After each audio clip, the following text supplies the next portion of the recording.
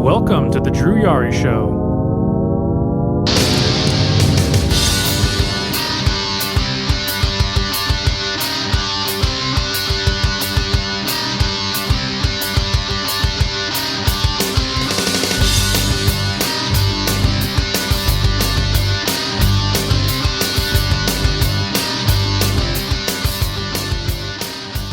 All right, what's going on, guys? It is Wednesday. It's 8:07 p.m. Central Time, 9:07 p.m. Eastern Time. And welcome back to the show. I am back, but I'm not alone. I have a guest that hasn't been on the show in a while, 3 years actually. And you guessed it, we got her back. It's Trez. How you doing, Trez? What's up, Drew? What's up, everybody? Man. What's it called? Soup Mission. Soup actually gave us a shout out on the show earlier. Really? Nice. Hey, Kyle. Yeah, he mentioned you're going to be on the show, and of course Kevin had to get in his little digs at me. Oh, what'd he say? He said, if you're on Drew Yari's show, you know there's a reason why. Spill the beans. It's just Kevin talking his trash, but That's all right. You know, it'd be interesting if it's us three, like we did that one time. Like 2 years ago, Pandemic Central. Well, I think we were actually off the air. We were, but that would have been because I was recording and Kevin was like, "Wait, are you recording this?" I'm like, "I'll make sure not." I was like, "Don't record it." But how have you been? Ups and downs. Okay. Ups and downs. Okay. Do tell. Yeah. What are the downs, my friend? Well, Dad has been in the hospital. Well, now he's not in the hospital, but he was in the hospital for about 2.5 weeks. 3, maybe? No, I'd say 2 weeks. And then it was like he first went to the hospital because while I was away at a friend's, we're celebrating a birthday. Which was like a 45-minute drive back to where Dad's at. I get a call panicking, saying that Dad can't breathe. And of course, we don't have oxygen at the house at that time. And I'm like, oh my God, maybe he's having a panic attack or something like that. So we ended up having to take him the ambulance came, which by the way, the ambulance felt like it took 45 minutes to get there, which is crazy. Jesus Christ. Yeah, you would think elderly person can't breathe, they would come quicker than that. But again, I was cursing at my brother because I was like, what the hell did he say on the phone? Because to me, it's like, hey, congestive heart failure, senior, diabetic, can't breathe, hurry the hell up. That's how I would, but again, it's my brother, what can you say? So it went from that, he was like there for like a week, came out. And then he, I don't know how many of you guys do know. I don't announce this on Twitter. I don't, and you know me, and Kev knows, and I'll say it on a show. I'll say it, like if we're on Patreon or you and I or Kev and I, like close friends are talking about it. I'll talk about it. But as far as putting it on social media, it's hard for me to do that. And I'm not knocking anybody who does. That's the first thing I want to put out there, because sometimes you just need to talk about it. And me personally, I don't like talking about it. Right. I'm sorry, I don't know why I'm losing my voice. But anyway, because I'm like, why do I keep sounding like, like I'm getting deeper voice? But Dad has prostate cancer, and it has metastasized. By that, it means it's spread. And so we took him to his appointment. Yeah, it's crazy because I'm told that this is something that they can't catch early unless you do like some genetic testing and you know that you're prone to it, and therefore you're doing that. Because apparently there's a tester that's called PSA, which not to make it long, but basically it measures the level of testosterone. So there's like an indicator what it should be. So when it's higher, then that's an indication something's going on. Well, he's been in and out of every single specialist you can imagine, for years. Diabetic, foot doctor, cardiologist, whatever, kidney doctor. But no one ever thought, hey, let's do a PSA on him. So, and he has his primary, and apparently his primary said that last year his PSA was normal. So, which makes me, do a conspiracy theory, and I was like, well, how do you go from being normal PSA to all of a sudden, now all of a sudden you have cancer that it has spread? Like, how does that happen?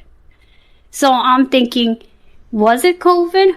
Was it the COVID shot that for someone that has so many, diseases like congestive heart failure, cholesterol, what else do you have? Diabetes, renal failure, that taking the COVID shot made things worse and caused this to happen? I mean, again, I don't know, there's no testing about that.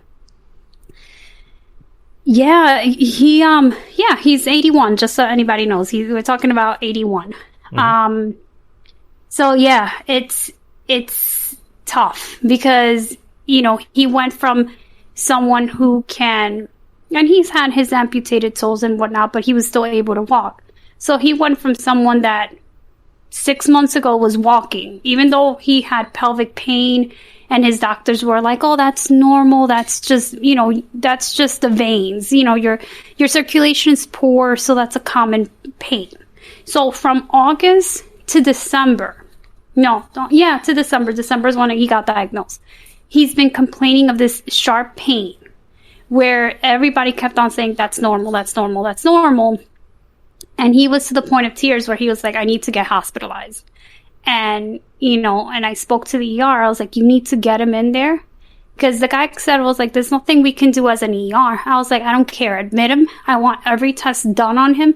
I want us to figure out why does he keep complaining about this pain, because we can't just keep the assumption that it's poor circulation. Poor circulation, sharp pain in one single area, that's kind of odd.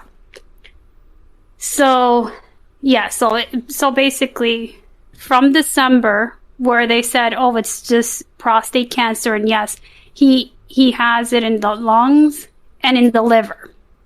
And now, he's been going to Sloan, which is supposedly the #1 cancer. I'm sorry for the background. It was my cats playing around. That's fine. It went from, best hospital for cancer in New York. Beats NYU. Apparently NYU doctors get trained at Sloan for this. And it's like, NYU had him at a really low PSA. But then I'm thinking, because I'm like, well, if they're saying this is the best hospital, I want to get my dad the best treatment there is, because at the end of the day, it's fucking cancer. So I did. At least I thought I did. I might be wrong.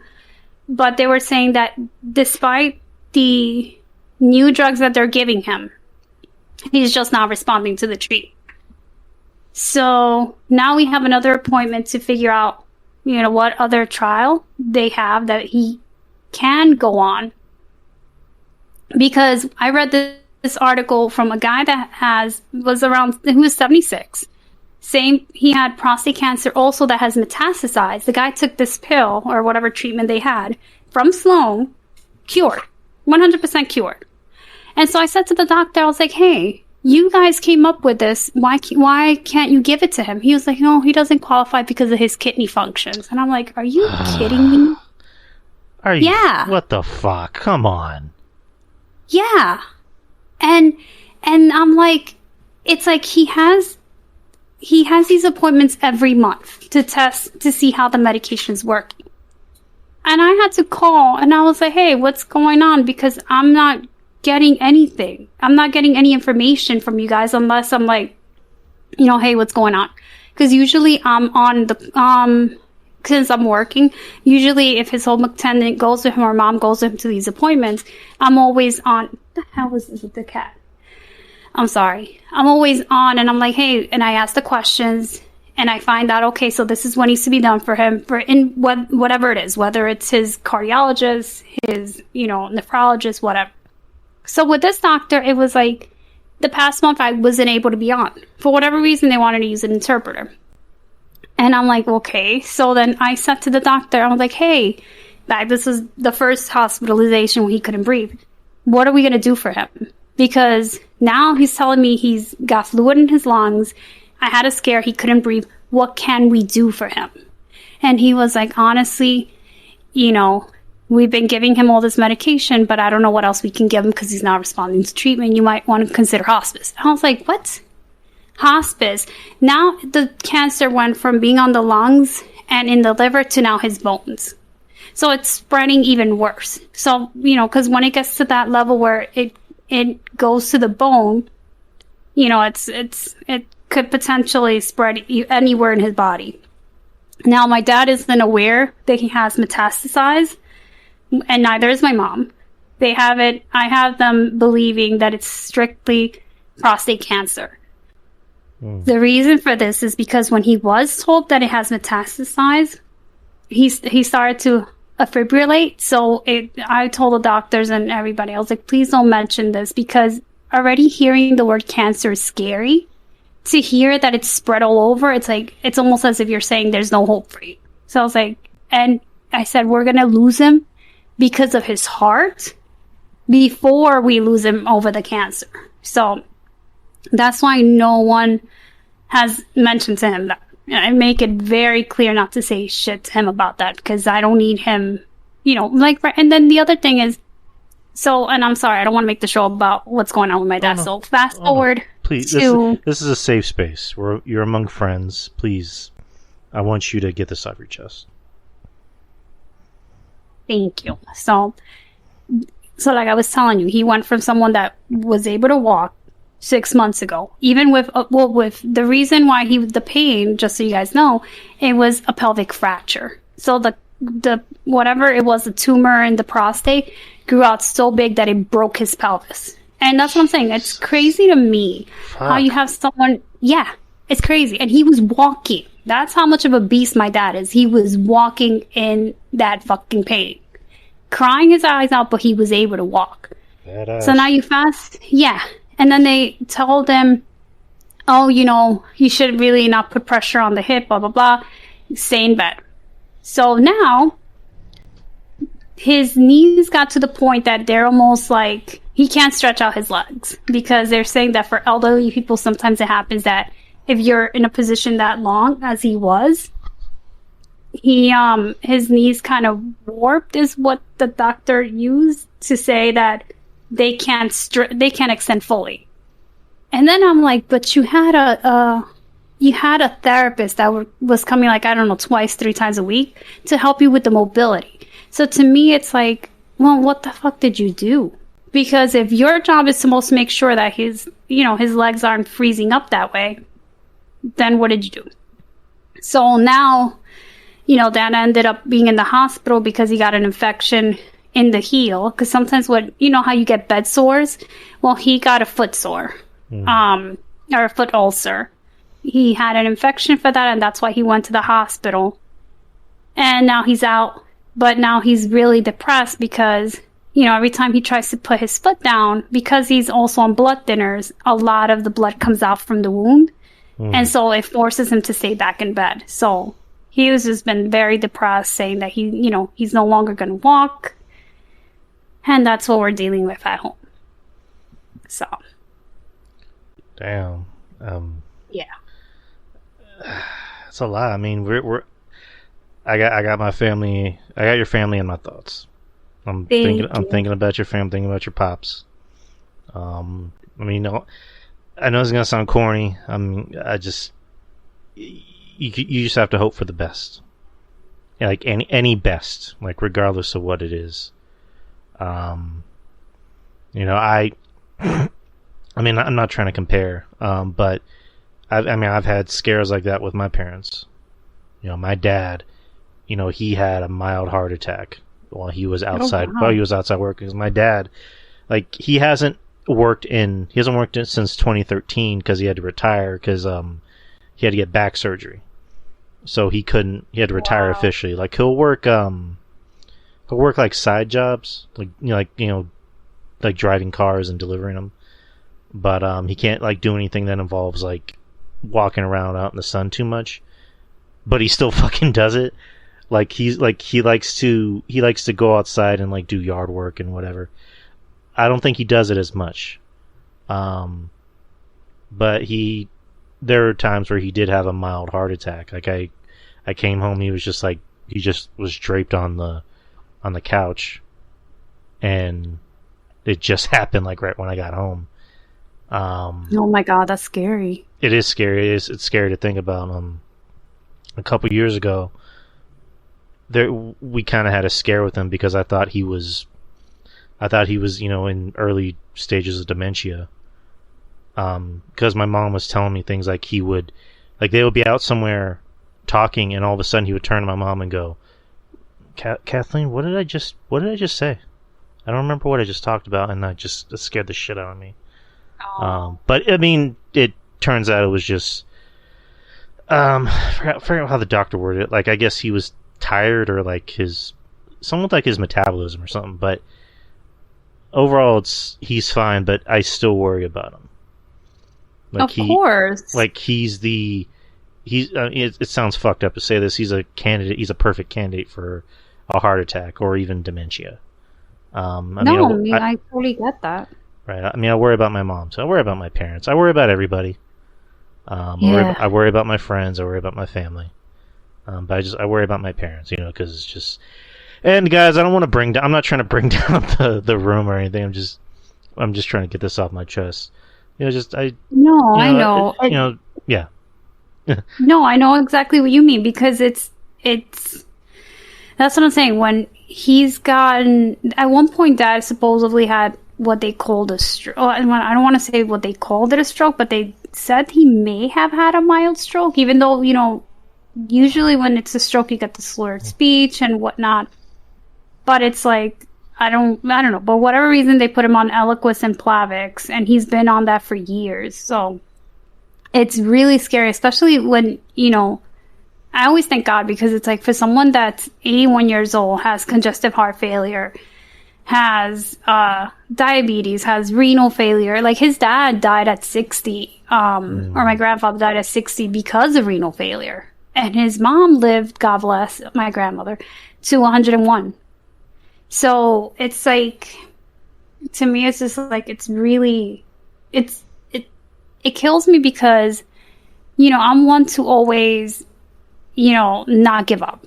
And I don't give up. And with him, it's like, I feel like I've noticed that because people, like, he's elderly, I guess, whatever, as he's 81, I feel like people would treat someone that's elderly, whether it's doctors or whatnot, differently than someone for you and me. And I don't know if that's because whereas they are more, they have more faith in their doctors, or they see them as they're weak, they're not going to say anything. Whereas someone like you and me would be like, what the hell did you say? And we'll be like asking a ton of questions, or, we'll be like, oh, I don't believe you, I'm going to get a second opinion. So I don't know if it's because of that, or because they expect you to die, that it's the way that they get treated. And that's why I'm like, no, I'm not accepting that. I don't give a shit he has cancer. I mean, I do give a shit, you know what I mean? But as far as like giving up, no, not it. Not it. So I'm like, it almost feels like it's like a never ending battle, because I want to see him walk. I had a dream that he was walking 2 days ago, and I was like, I gotta get him to walk somehow. I don't know how the hell that's gonna happen, because they're telling me because of his knees he can't, and now he has the foot ulcer. And I'm just like, but there's gotta be something that can fix him and bring him back. At least let him walk. Because I feel like if he can get mobility back, then everything else is secondary for him.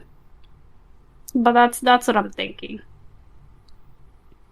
Right, and Anna's right. I don't worry about Kevin Castle one bit. I do. Fuck him. I do worry. Fuck him. I'm playing. No, I know. I do worry. I worry about all my friends. I worry about Kev.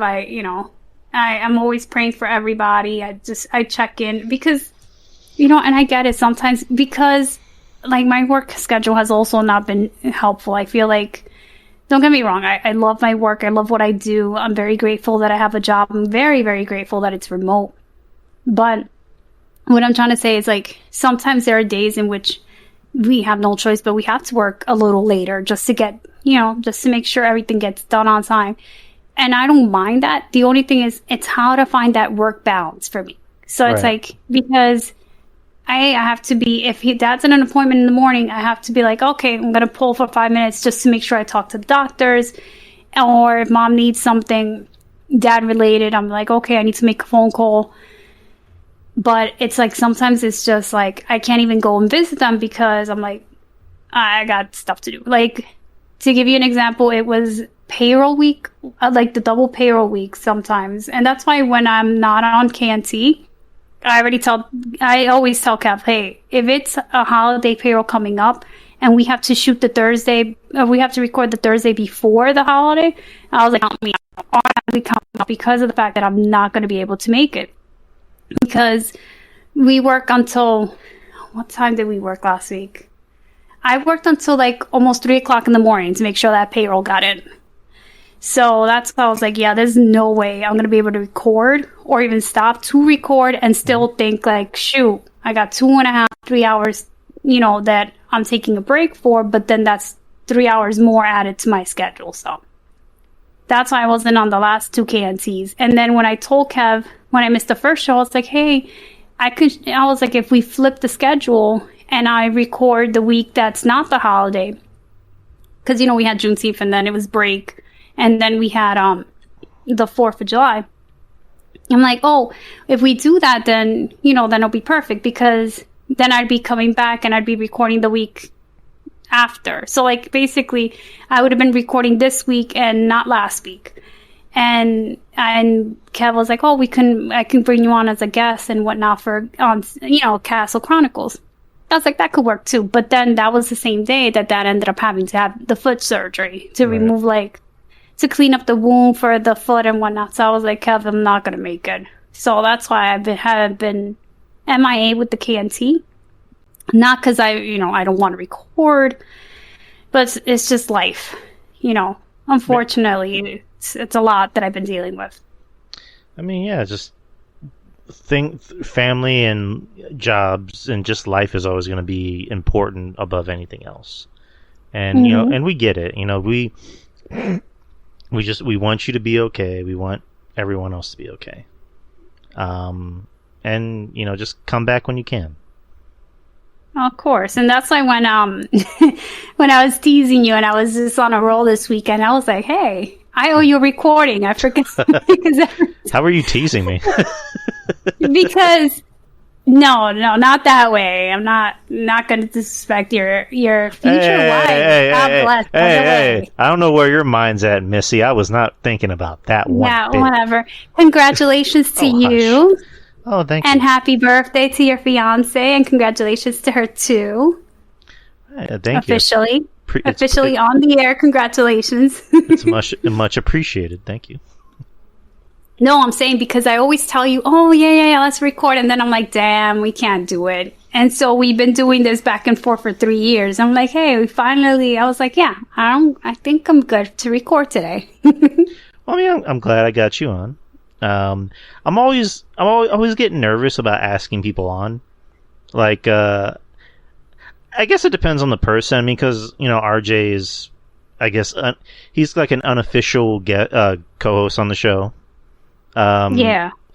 RJ's cool. Someone like Ruben, Ruben, I know his schedule's very hectic, so it's always a blessing when we can record, even if it's for this show or his show or our Patreon show. Littman, I always know, is a busy man. He's got like 20,000 shows. With someone like you, with someone like a Kevin, or even like trying to think of a name, Mish.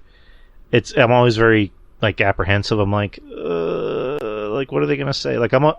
I'm nervous. I get nervous to this day. I still get nervous, even though Mish has told me before I consider you a good friend. Kevin. Whether Kevin can deny this all he wants, Kevin told me, "I love you, kid."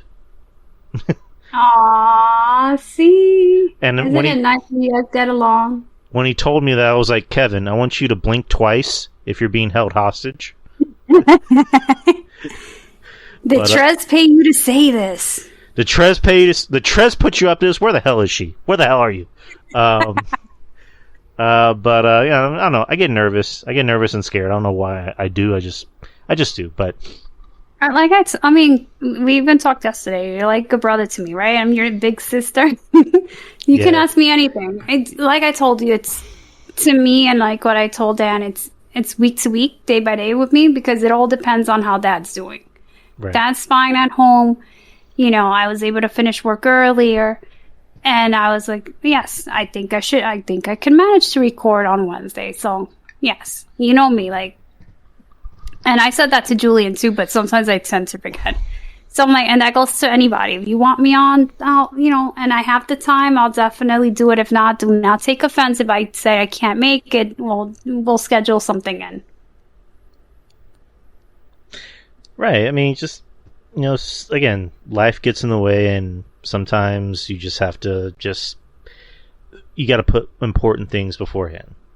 As shocking as it sounds, guys, there's more important things than talking about half-naked, sweaty men fake fighting. Like, there are more important things than that in life.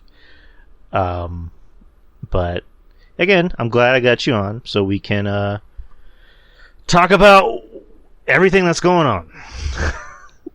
Yeah, whatever that is. Yeah, and then it's crazy because it's like you think you have your own problems that you're dealing with, right? And then, I found out my friend has breast cancer. She has a little boy too. So, Jesus Christ. Yeah, so she's dealing with that. And then I have another friend who the pandemic hit him really hard, and he's about to be evicted, and he has to come up with some cash to be able to pay some of that rent back, just to make sure that he stays in the apartment. It's him and his 2 cats, and I was just like, oh my gosh. So it's like a lot, and I'm the type of person that, yes, I have my own shit to worry about. Yes, I get busy with work. Yes, am I dealing with Dad's issues? Yes, 100%. But if I have a friend, regardless of whether I've spoken to them, it's been years that I've not spoken to a person, or we don't talk on a daily basis, but I know who the hell you are. And we at one point, whether, it's a friend. To me, a friend, it's like getting the golden ticket. It's a life thing, because yes, you can share wonderful moments with them, and then life happens. Either you move away, you get busy with work, you meet people, you meet other friends, you make other connections, whatever happens. That's life. That doesn't mean that person stops existing, and that doesn't mean that person stops being your friend. To me, it's always been a two-way street when it comes to communication. If you have a cell phone and that person has a cell phone, even though if it's a distance thing, or even if you don't want to deal with the phone call, you have social media, right? Right. You're on your social media. Hey, comment on a post, whatever. Simple as that. Sometimes sometimes you're too busy to send out a text, but you may see a post. Comment on it. Hey, if the post is something that seems like it's, like I'm going through this shit. Okay, you're the friend, right? So then follow up with that. Like I said, my friend, who I didn't even invite to the wedding because, one, it's with COVID and all this crap, who knows? It was always like a hit or miss. You don't know what you can invite. So it ended up being from wanting to have, a lot of my friends invite you, Julie, and everybody, like, et cetera, et cetera. It ended up being like such a small thing where it's just like literally just family. Mm-hmm. So it's like, I didn't invite them, right? I didn't invite him to the wedding. I haven't spoken to him in 6-7 years. Mm-hmm. But hey, if I see a post where it sounds suicidal and I know that you can get manic depressed, hey, I hit him up. And I was like, hey, I know we haven't spoken in such a long time. What's going on with you? And that's how, and stay connected. I was like, what can I do for you? And that was the first thing. I was like, what do you need? Tell me what you need. And I sent them some money. And I was like, we need to get, and I said to him, I was like, we need to get your GoFundMe page. And he was like, no, that stuff doesn't work. He was like, no one's going to donate. I was like, buddy, at this point, it's worth a shot. It's just worth a shot. If no one donates, okay, then at least you could say you've tried. If someone donates, that's fucking fantastic. That would get you a little closer to what you need in order to keep your place. But what gets me is, and this is why I've been on Twitter like crazy, what gets me is people that are asked, that are supposedly friends, and it's not even the money. Like, you don't have to, you could be a friend without donating money, right? To me, it's like, if I had nothing in my pocket but 2 cents, and literally, I'm like, there's nothing I can give you. Hey, let's talk. Let's catch up. Let's meet up. Let me buy you lunch. Something. Or let's stay in contact because I'm not liking that you're sounding very depressed. Let's talk about it. You know, you don't, yeah. To me, it's like, he's not on Twitter, thank God. But to me, that's his private business. You know, everybody got hit with this pandemic hard. Some people stayed afloat. Some people made a ton of money, whether they went on OnlyFans, whether they did, you know, $20,000 a week on fucking YouTube, whether they can buy houses or, you know, coffee machines, plan on buying boats, restructuring a mansion, whatever the hell it is. Some people had made it big during the pandemic. And that's great for everybody, you know? But for those that unfortunately could not, it doesn't mean that we stop being their friends because they're broke. They're still your friends. And at the end of the day, to me, hey, reach out to that person. So what pissed me off this past week is that I had suggested to him, this shit came from me, which is why I'm really pissed off about this. Mm-hmm. I said, hey, why don't you go hit up your best friend? Because in my head, not communicating with that other person, in my head, I'm like, oh, you know, he's your best friend. He'll come through. And I'm not saying he'll come through monetarily, you know, because, I mean, granted, he's well off. He should have, but that's none of my business. But at least be a fucking friend. You know what I mean? That's, at the end of the day, that's, to me, what would have mattered more. Hey, buddy, I can't help you monetarily, but hey, what's going on in your life? Talk to me. Let's spend an hour on the phone. You know, let's brainstorm. What can we do to get you, you know, to get you there? That's all you have to do. Be a fucking friend. But the fact that this person decided to go on Twitter and actually blast him, well, clearly because he knows that you know, my buddy's not on Twitter, and it's just like, you know, well, I don't feel right giving out, you know, money, and I'm like, such a fucking piece of shit.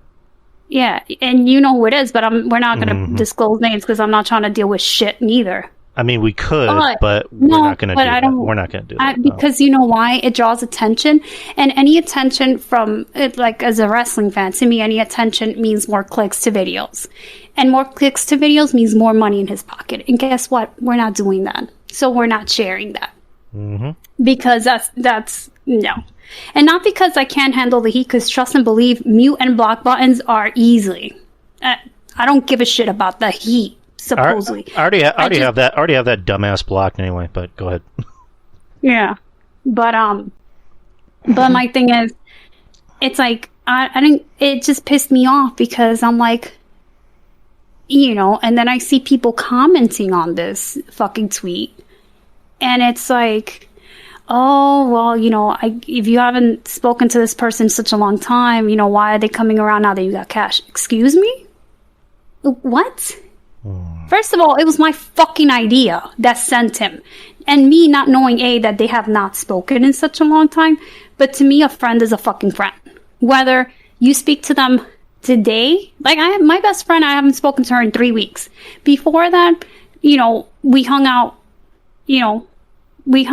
then we can go months not talking to each other. Life happens. But guess what? She'll call me, I'll pick up, or I'll call her, I'll pick up, hey, we'll talk. What's going on in your life? How's your mom doing? We literally can go months and it's okay. You know what I mean? I have friends that I don't text, but hey, It's like my friend that has breast cancer. Hit her up. Hey, anything you need. Just let me know I'm praying for you. Though I have not texted you in forever, but I see you on my fucking page. If you're on my social media, that means you matter to me. You know what I mean? It's not going to be like, you know, when I can have 400 friends on social media and I was like, I don't know, half of them. No, everybody that's on my fucking Facebook is people that I personally met or I've interacted, and whether they're coworkers or whatnot that I've cared for. So yes, to me, that's important. So that's what pissed me off. It's not the fact that you turn around and you gave $200. That's irrelevant. I mean, it was nice, give or take, but it's the way that it went about it. It was like, let me consult with fucking Twitter on this subject that has to do with my fucking best friend. Though I've not spoken in years. That's what honestly pissed me off. That's it. Because it was my stupid idea to think that, you know, oh, well, shit. You know, a friend is a friend. And again, maybe that's just me. Maybe everybody else is different. Maybe if you don't speak to someone in 2 years, it's like, fuck them. You know, I guess each person is what it is. But if you had good moments and you have memories that you shared with this person, you don't downgrade them because all of a sudden you're well off. You don't downgrade them because you cannot be bothered, because you're just taking, but you're not willing to give. Or you're willing to give to a business like, I don't know, a fucking bank or something to get shit for yourself. No. And this is why I said, and I said it on Twitter, if you're gonna fucking donate, I'm all good with donating to hardworking people, to charities, but especially if you're gonna donate to, you know, to people that have that podcast, to me, it's like, make sure the money's going to the right place. Make sure that if you fucking throw down $5, $100, and you know, whether it's in a stream or whatnot, make sure that your $100 that you could have easily bought yourself a new pair of sneakers, paid a fucking bill, whatever, isn't going to buy someone else's their next big shit. You know what I mean? That it's actually going to be used, whether that's to help someone else or put back into, you know, into, I don't know, to the podcast itself to better, you know, pay someone because you want better graphics or, you know, or whatever. That's my thing. That's my thing. Simple. Donate, fine. But don't donate it so that here you are fucking dealing with you know, a terrible coworker, terrible boss, doing, you know, 9 to 9 work or 9 to 5 work, dealing with a shitty commute, and you're barely bringing it home. And meanwhile, this person's living the rich life while your ass is still, like, you know, fucking trying to figure out how to pay the next bill. Don't fucking do that to yourself. Don't do it. And that's why I got pissed off. Because it was my idea, thinking, hey, there's still good out in the world, and a friend is a friend. You can do what, you know, you can do what you can. And I don't mean monetarily, but be a fucking friend. Check in.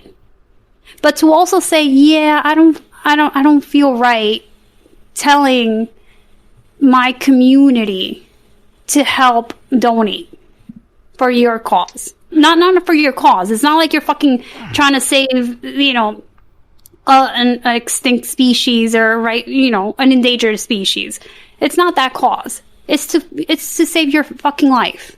The life of your fucking friend, you know, who is suicidal. That to me means that it's just like, I was just done after that. I was like, no fucking way. And I can't wait. And I'm hoping and praying that the GoFundMe page, you know, that he's able to meet what he needs so that he can get back on his feet, so he can fucking return the 200, and I can fucking be like, this is what was said of you, and peace. That's what I want. That's what I was like. When I read that, I was like, send that fucking $200 back. I'll figure out how to get you another $200. Send that shit back right away. So because Go ahead. Yes. Yeah, no, go ahead. No, I was gonna say he gave him the 200 anyway, even though he was a fucking cocksucker about it. Yes. He donated. Him. Yes, he donated after he consulted with the Twitverse on not wanting to. Yeah. So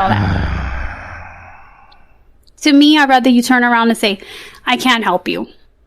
But, you know what? What I can do for you is, hey, I got a podcast. Let me tell my people, see what we can do, or let me stream one night just to get you, just to see how much people can donate. And maybe that little bit of something can help you. You know what he told me? He said because he's a mod as well. I think I told you this. He's a mod. So he was like, yeah, that night that had the stream, more donations that were given were surpass the amount he had asked. And it's not like he's asking to like free money. He was like, just let me borrow it and then I'll pay you back. So it's not like you're even asking like, give me free money because I know you're well off. It's like, hey, can you help me out because I know it's not going to hurt you, if I ask you. But again, that's like I said, it's done and buried, but that honestly changed my entire outlook on this, because it's like, wow. It's like you would think your friends are going to be there for you in your darkest moments. And it's just like, oh, no, I can't be bothered.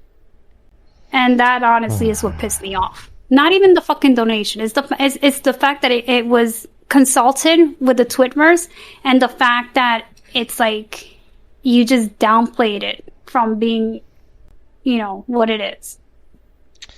I mean, I try to be as generous as I can with my money. And just like you said, it doesn't even necessarily have to always be money. It can just be, let's talk. And I'm seeing, Anna posted something saying that, people tell her that she cares too much. I'm kind of that way. I care a lot. If I know my friend's going through something, if I see them post something, it's like with you. I saw what you had posted, and I immediately texted you. I'm like, hey, are you okay? I do the same thing with my friends. I do it with my parents. And also with money, like, it's kind of funny because, like, if I'm talking to my friend and they'll mention, like, things like, fuck, I need gas for my car, but I don't really have any money. And I'll just say, how much do you need? And I remember my friend Jess, like, she's always helped me financially. Like, she's always bought things for me, and, like, I remember she just put that out there, and I know her. She didn't, like, straight up ask me. She just said, I don't know if I have enough money for gas. I'm like, how much you need? She's like, no. I was like, how much do you need? And she goes, 20. So I sent her $20 on Cash App. I'm like, it's gas money. If you need gas money, yeah, you need help with anything else, I'll help you out. Like, I had to learn the hard way about being too generous with people.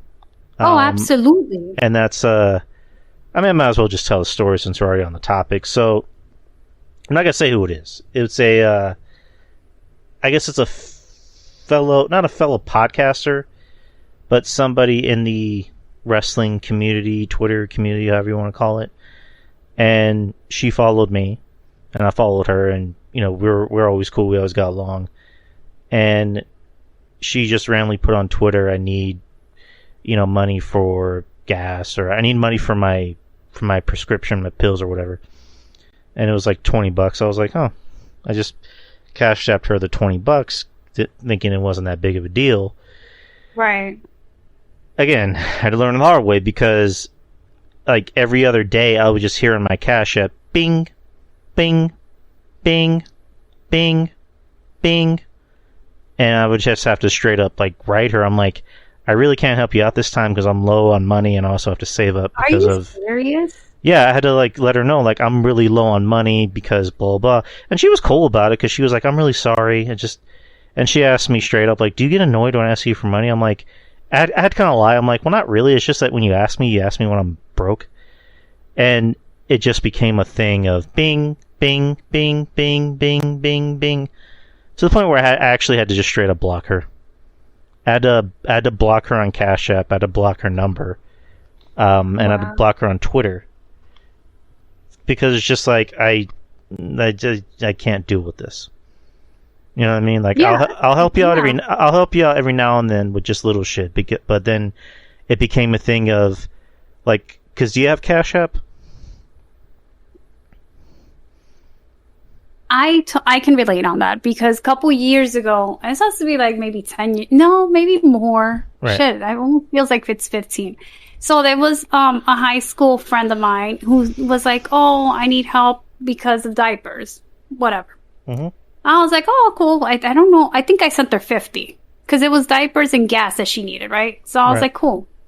So the next week, or a couple days later, all of a sudden, I see a ring on her finger. Her nails are completely nice and done. Yeah. And she was like, so happy, me and my fiance, blah, blah, blah. And I was like, your fiance? I was like, but your nails are good. And he clearly had money to buy you a ring. So I'm like, suspect. That to me I'm like, because here when I'm here, and like I said, I'm a friend to everybody. But that to me was like very suspect. So then, she hits me up again. Yeah, like, and I was like, yeah, congratulations on your engagement, blah, blah, blah. Yeah, I don't have it this time. And then I think either she unfriended me or she blocked me. I don't know. I can't figure that one out. But I know it wasn't on my end.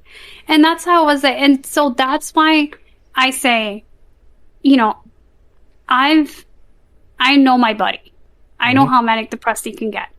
And like I said, it's like, I've been in situations where he has lost his job in the past. And I'm like, all right, what can we do to get you there? And I literally didn't have to give him money. I was just like, here's groceries for the week. Like, you tell me what you need, I got you. And so I've always been there for him. And he didn't reach out. So that's what I'm telling you. It's not like he's reaching out to people saying, I need money. He's more so like, fuck, if I don't find a solution, I'm going to kill myself. And because I'm going to lose my cats. I lost everything at this point. So, the easy way out is the easy way out. And that's why I was like, no, there's some shit is going on. And I reached out. And I also know this same person has him on fucking Facebook. And I know that person is looking at the same shit that I have seen. So the fact that it's like that didn't ring a bell, even if you haven't fucking spoken forever, that bothers the fuck out of me. And that's why I was like, you know what? You think you know a person, but you don't fucking really know a person. And I honestly think that it's either money plus bad influence that completely changed this. Or this is always the case. Like success equals fuck everybody else.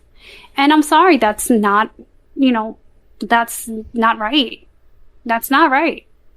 It's like, I'm not even trying to say I'm successful, but I get, I mean, I don't know how you view me as a podcaster, but I think I'm doing okay as a podcaster. You have followers. That's more than I do if I were to go live now. Oh, I think you would do just fine. But I like to think I'm doing okay. And like my whole thing was, if I ever do get to that point, and I'm still trying to get to that point, I'm gonna make sure I'm sharing the success, whether it be money or just using my platform to help put other people over. Like it's like in wrestling, a top, if you're a top guy, you're gonna put over. You're going to put over up and coming talent. You're going to put over other talent to help them get over. I'm not trying to blow myself or anything, but it's just like I like to try and help people. It's like RJ. RJ, I'm not just saying this because he's my friend. He's family. He's really fucking good. Like he's a really good podcaster, and I like to think I'm helping him. I mean, I don't know how he feels about me, but I like to think I'm helping him. You know, someone like Jeff, who is just, it's crazy to think about Jeff as like, he's been in podcasting for like 2 or 3 years, and I like to help him out whenever I can. If he ever needs me to help him out, I'll help him out.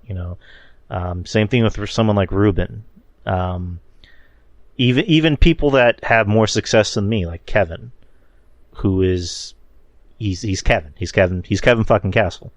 If he ever needs my help, I'll help him out. Like that one time when Craig was busted and he wanted me to help him record the show, and I jumped to the opportunity. So I like to help people out, regardless of how successful I get, and I doubt I'll be a cajillionaire like some people in podcasting. Even if that's the case, I'm still gonna use my success to make sure everybody else at my table eats. Right. I'm not just gonna eat all the dinner by myself. I'm gonna make sure everyone else gets their plate. Exactly. So. Exactly, and that's what I said. To me, it's like I don't give a fuck how much you can give. If you can just be there, check in with that person every single fucking day, then that's being a friend.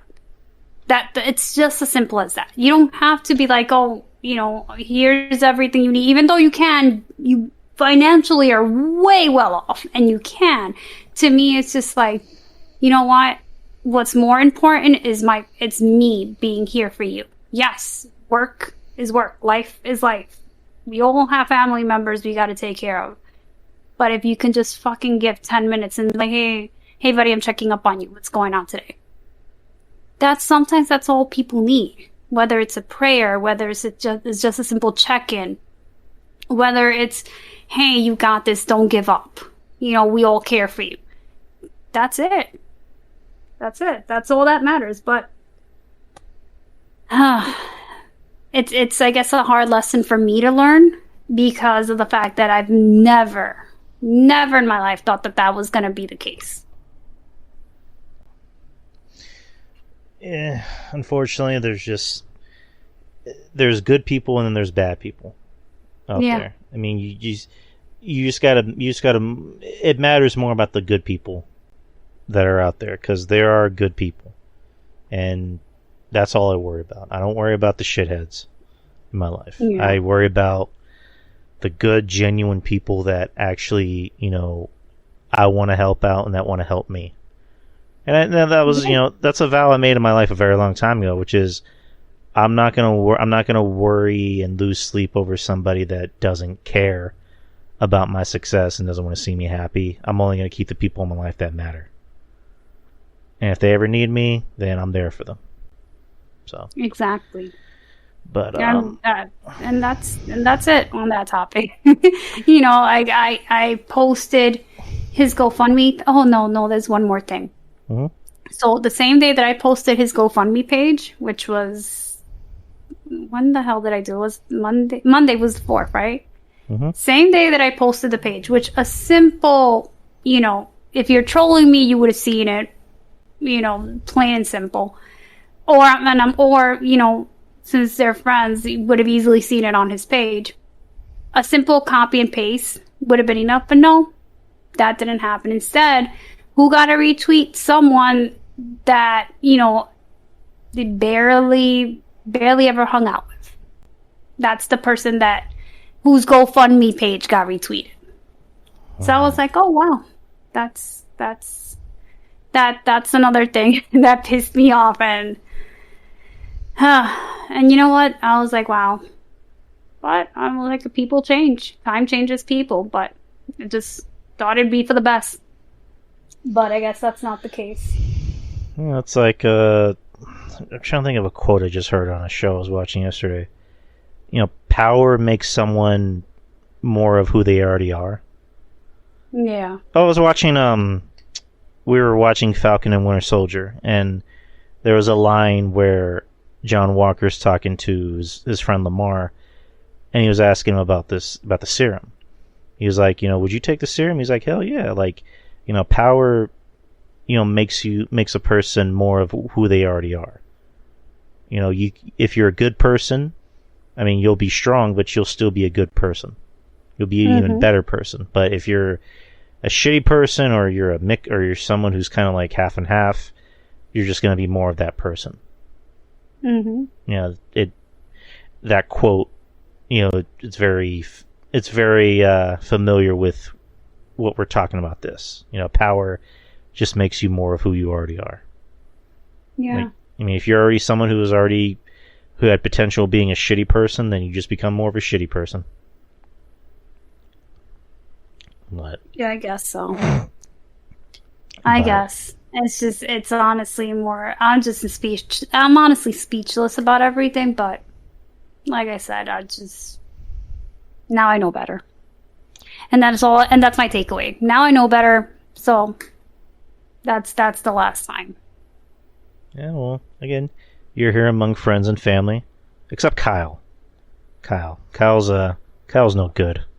I don't think Kyle's on. I saw him earlier. Hey, there you go. Hey. There's Kyle. Kyle, you're no good. I'm playing. You're very good. So let's switch. Kyle. So first Kev picks on you, and now it's Drew. We got it's Kyle. We have to pick on Kyle. And Kyle knows we love him, don't you? Don't you big lug? So let's switch gears. But sure, yes. Let's get off from the life. This is our life tour. This is our life. Did you watch Money in the Bank on Saturday? No, I just know the outcome of Money in the Bank. Okay, I hear an echo. On my end? Okay, I don't hear it anymore. Never. Actually, I still fucking hear it. What the hell? From me? What the hell? Hold on. Let me see if it's my laptop. I'm going to move my laptop. But it's crazy that it'd be picking up the echo now. Does this sound better? Hold on. Okay. I still... It's one of those things where it's just like, it's not loud, but I can still hear it. Is it from me, or is it that someone just joined and needs to mute it? Well, like, we're not on, like, the voice channel where, like, people can open up their whatever you want to call it, their voice channel. Like, you would need permission. The echo sounds like it's from Drew. What the hell? How's it from... Oh, at least it's not me. Yay! God damn it. He says it's from me. It's from Drew. I hear it. Hold Thank you, guys. I have no idea how to fix that. I can hear the echo, too. The kitty cats finally decided to leave us alone. It's about time. Y'all know what'll fix the echo? Is that legit though, CM? Because I saw someone was it you who posted that earlier? I'm like, that can't be real. What happened? Ham? Yeah, no, I'm saying that's the Oscar Myers ham in a soda bottle, or soda that tastes like that. Ew! I hope that's not like. Oh yeah, it says meat seltzer. Oh, I don't know how it'll taste. Huh. Okay, did the echo go away? Okay, it sounds like it did. Alright. Ugh, looks gross. Ugh, baloney. But yeah, Money in the Bank happened on Saturday. Let's see. Money in the Bank was actually enjoyable. Other than, like, a few not so good matches. It was actually an enjoyable pay-per-view. Let's see. So... the Street Profits and the Uso had the match of the night, and it was a match of the year candidate, like, because those two work really well together. I was actually thinking that the Profits would win because the Usos have been champion for at least a year. And, like, I think they can lose the titles and they'll be fine. Kind of like Roman. I think Roman at this point, he can lose the title and will still be a top guy. Like, he doesn't really need to be champion. Yeah, no, he doesn't. But at the same time, do we really think Theory can be champ? Do we see? I don't know. Maybe it's just me. I don't see it. Well, I feel like maybe like in a year or two. Well, I mean, like... but that's just me. I mean, that kind of goes back to, you know, what I said about Roman. Like, Roman, I don't think needs to be champ. Like, you know, Theory has all year to cash it in, so Theory can cash in against whoever he wants to. Like he could, like, let's say let's say Cody comes back and then like he becomes champion. Theory can cash in against Cody. And that could be, your big feud, heading out of WrestleMania or heading into WrestleMania. But I mean, yeah, Theory, I see a lot of hate for Theory. And it's just like, he's a heel. That's the point of you hating him. Because you're supposed to hate the heel. It'd be like a babyface getting this forced push. That makes sense. Theory getting this forced push as a heel, it works because, again, he's a heel. You're supposed to hate the heel. You want to see him get punched in the face. So, I mean, I don't have a problem with Theory coming in. Like, I didn't see it coming that he was going to be put into the match because I was set on, Matt Riddle could possibly win it or, Rollins could possibly win it. But when Adam Pearce came out and made the choice saying, hey, Theory's going to be in the match, I'm like, okay, so Theory's going to win. Right. So I have no problem with it. I know Betty was like pissed off about it. Like she hadn't watched the pay-per-view in a while. She was like, I can't watch these because then I'm just going to get pissed off. Yeah, I don't blame her. And what happened? She got pissed off. But yeah, I don't blame her because, like I said, I was out on what was that, Saturday? I was out on Saturday. And I got the highlights and I was like, first of all, I'm like, okay, fine. I'm fine with him winning the briefcase, but I'm like, for him to actually get the belt, I have a little problem with that. I feel like that's way too soon. And that's just me. I feel like you need, I don't know. I feel like if you were to tell me, and I do apologize because it's been a while. I was like, if you were to tell me, Cody got the belt from Reigns. Oh, okay, that makes sense. Cool. I'd be, well, okay, that's cool. That works. But for you to tell me Theory's gonna get the belt from Roman and he's going up against Roman and it's just like, bro, it's like, that's laughable. I'm sorry. Maybe in like a year or two that'd be legit, but that just makes no sense. I don't know. Right, and like, Julian, our friend Julian from Wrestling Court brought up an interesting point where, Austin Theory is a young kid. Like, I think he's the same age as Orton when he first won his title against someone whose name we shall not mention. But, and like when he became champion, when he got that push that young, it didn't work. And they, like, instantaneously took the title off of him and gave him back to Triple H at the next pay-per-view. And also because Orton back in the day was problematic. We've already talked about Orton back in the day. Someone like Austin Theory, like, as far as I know, he doesn't cause problems in the back. Like, you don't hear him, like, being disrespectful to agents or, shitting in someone's back. I mean, yeah, there's the thing where he apparently, I don't want to say apparently because there actually was proof, but, like, he was hitting on a 13-year-old girl on social media. And that surprisingly went away like really quick. Like I don't the family off or something that it went away that quick. I really don't know because I remember during speaking out, everything came out about everybody, and like the girl I guess had shared screenshots of her in Austin, and. She was saying that Austin flirts with me, and I think wasn't she like? I think I just said 13. I'm sorry, and you did say 13. So I don't know if like maybe it was just like a whole bunch of nothing, or like you just said, maybe the family paid it off, or they just like settled out of court. But I don't know. Like you want to know? You want to know a bad theory? I'll give you a bad theory. What if the reason why Austin Theory was being pushed so hard and had McMahon's back, remember we saw that earlier, was because he knows what was going on in the background with McMahon. Oh shit! Well, that's just a theory. That's usually usually a running joke with a lot of people, like Shawn Michaels, where it's just like, what does Shawn Michaels know? Like, what did he see? To get away with so much shit back in the day.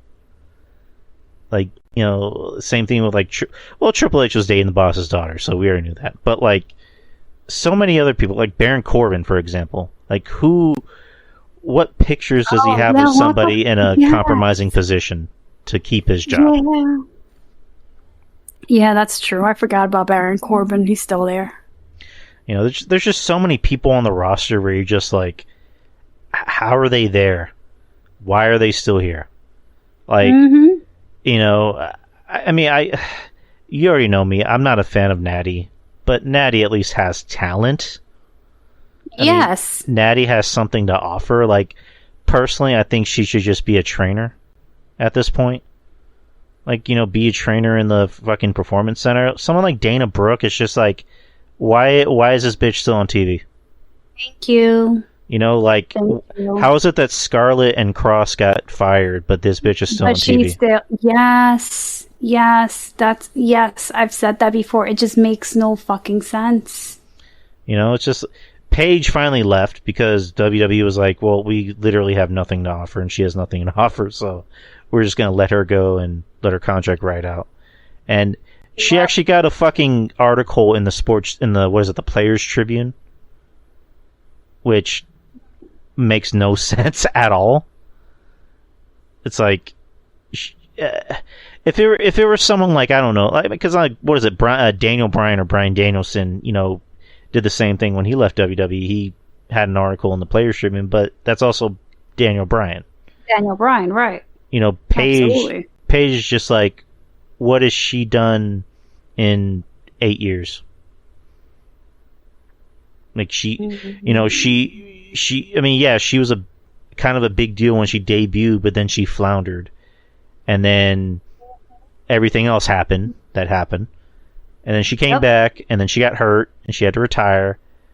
And then she became a manager, and then all she did was just go on Twitch and show her boobs and talk about how she loved her followers and bitch. And bitch about the company that she's still collecting a check about. Because they simply said you can't stream under the page name, you have to stream under your name. Oh, that was a big thing. Right, and it's just like, okay, I'm sorry, but look, we all have to sign, everybody that works for an entertainment company, myself included, we have to sign releases basically in a contract for social media policy. I can't go up there and say fuck Coke or, you know, or fuck, I don't know, WWE or anything like that, because guess what? It goes against what I signed. I am not allowed to say negative things about brands or stuff like that because it's not right, you know? So to me, it's like, but you're an employee of the WWE. Yes, you're an independent contractor, but I'm 100% sure that your IC contract somewhere there stipulates that you're not allowed to badmouth or misrepresent the company. And that's what I'm saying. How did she not get a breach of contract with what she was doing is beyond me. That's, you know, again, that's just me. It's like, if you had a time machine, you can go back in time and tell Vince McMahon, one of these days, a lot of your employees are going to bitch about working for you on social media. They're gonna complain about everything. They're gonna shit on the company. They're gonna shit on you. They're gonna shit on everyone else, and you're not gonna do a damn thing about it. And what happened? Nobody did a damn thing about it. You know what I mean? Imagine in the Attitude Era, like, I'm trying to think of a name. Let's just say like Ivory. I'm just gonna throw it a random name, Ivory. Let's say Ivory won on like a talk show and badmouthed the company and said that the company doesn't treat women right, and you know, Vince McMahon is a piece of shit. You know, everyone else is a piece of shit. She would get fired the next day. Oh, 100%. Now today, imagine who else? Like Mustafa Ali, for example. He goes on Twitter and talks about, I want to get released from my contract because I want to do A, B, C, and D. And the company doesn't fire him. Matter of fact, the company doesn't fire him. They just send him home. And they still pay him. Yep. It's just like, fire this fucking guy. It's like, I get it if it's like someone like maybe a Randy Orton that says, I want to leave, and you want to try to do everything you can to keep him. Like, you want to keep somebody that at least adds something to the show. Mustafa Ali doesn't add anything to the show. Like, if somebody that doesn't draw you any wants to leave, let them leave. Release. They should have a contract stipulation somewhere that says, if they're not doing so well, if you're not able to utilize them in any way, you're releasing them. Plain and simple. In fact, if you had a contract stipulation that says any bad thing said about the company or a coworker will result of a fine of $25,000, I guarantee you no one's going to talk shit. And that's what they really should have. Put that shit in a contract. Because guess what? Once you start getting that fine, that shit's going to hurt. You're not going to talk shit anymore. But Paige is gone. She's basically saying, I'm no longer Paige. I'm just going to go by Soraya, which is her, birth name. But and it's a pretty name. Right, Soraya is a pretty cool name. But where do you see Paige going? Do you see her? Because she didn't rule out not coming back to the ring. But do you see her? Not. Do you see her going to maybe like an AEW? Why not? They grab everybody they can. For a company that was supposed to be the alternative to WWE, they really are WWE. WCW 2.0. Right, and nobody wants to point that out. Except for me, I don't care. I'll say it. No, I say it too. Kev says it. Wrestling Soup says it. RJ says it. Everybody else says it. And it's just like, nah. Those demos. What do you think about those demos? God damn it. But let's go back to Money in the Bank. Liv Morgan cashed in her Money in the Bank after winning the women's Money in the Bank match. Cashes in on Ronda, which I actually didn't expect that to happen. I wasn't happy about that. I was not happy about that. Why were you not happy about it?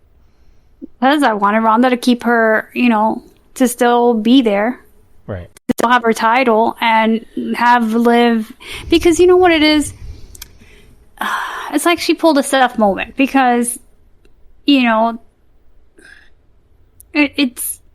want to see you carrying that damn briefcase. I don't care if you bedazzled it. I don't care if it looks like, the hardcore title type briefcase at this point. Carry that shit around. Cut promos, because she, apparently a lot of people are saying that her mic skills are not so good. Cut promos, go up against Ronda, serve it up that way, but you're gonna do it with a roll up like that? Really? It's just like, give me a fucking break. Yeah, and yes, do we want to see new, fresh talent on top? Sure. Absolutely. I'm happy she is a champion, but I'm just not happy that it happened there. You didn't see Austin Theory cash in. He's doing it the way it's supposed to be. You're going after the champ. You're doing whatever you can to say, hey, I'm here. Watch your back all the time. And that's what she should have done. But maybe it had to be done this way because who's going to really believe that she's going to go up against Ronda and actually beat her? Right. I always thought that was kind of weird. Like, and it's like she's a babyface and she's cashing in on a babyface that's hurt. Yep. Like, that's... Yep. I don't know, that's weird. Like, it would have made sense, like, say they really went for, like, the full gusto and just, like, were ballsy and said, let's put the title on Natalya. And then that's when Liv comes in and cashes on Natalya. Yeah. Like, that would have made a lot more sense. That would have made more sense, yes. Yes. But, that would have been excellent sense. I mean, I'm fine with Liv, winning the Money in the Bank. I didn't agree with how she cashed in, but, I mean, I don't hate Liv like most people do, Mish. Yeah. I think she's passable in the ring. She's not terrible. I mean, I've always said about Liv Morgan is that I get the impression that she is actually trying. Like, yes, I mean, yes, you can tell. Just even from when she first debuted and how she bulked up and she came back and reinvented herself. Yeah, the girl is trying, and I'm sure her having now the belt, it's going to be twice as much more work for her because, aside the press releases and all this other stuff she has to do, she also has to now put in twice the work. Right, and like, I don't want to poo-poo over it, even though her promo on Monday was not particularly good, but yeah. I want to give her a chance and see how she does. So we'll see. So her title reign, to me, I'm always a wait and see kind of guy. Yeah. Like, I'm not gonna shit on something until I actually see it happening. Yeah. No, but, I'm with you on that too. Absolutely. But, who else is getting shit is Shotzi. Shotzi Blackheart.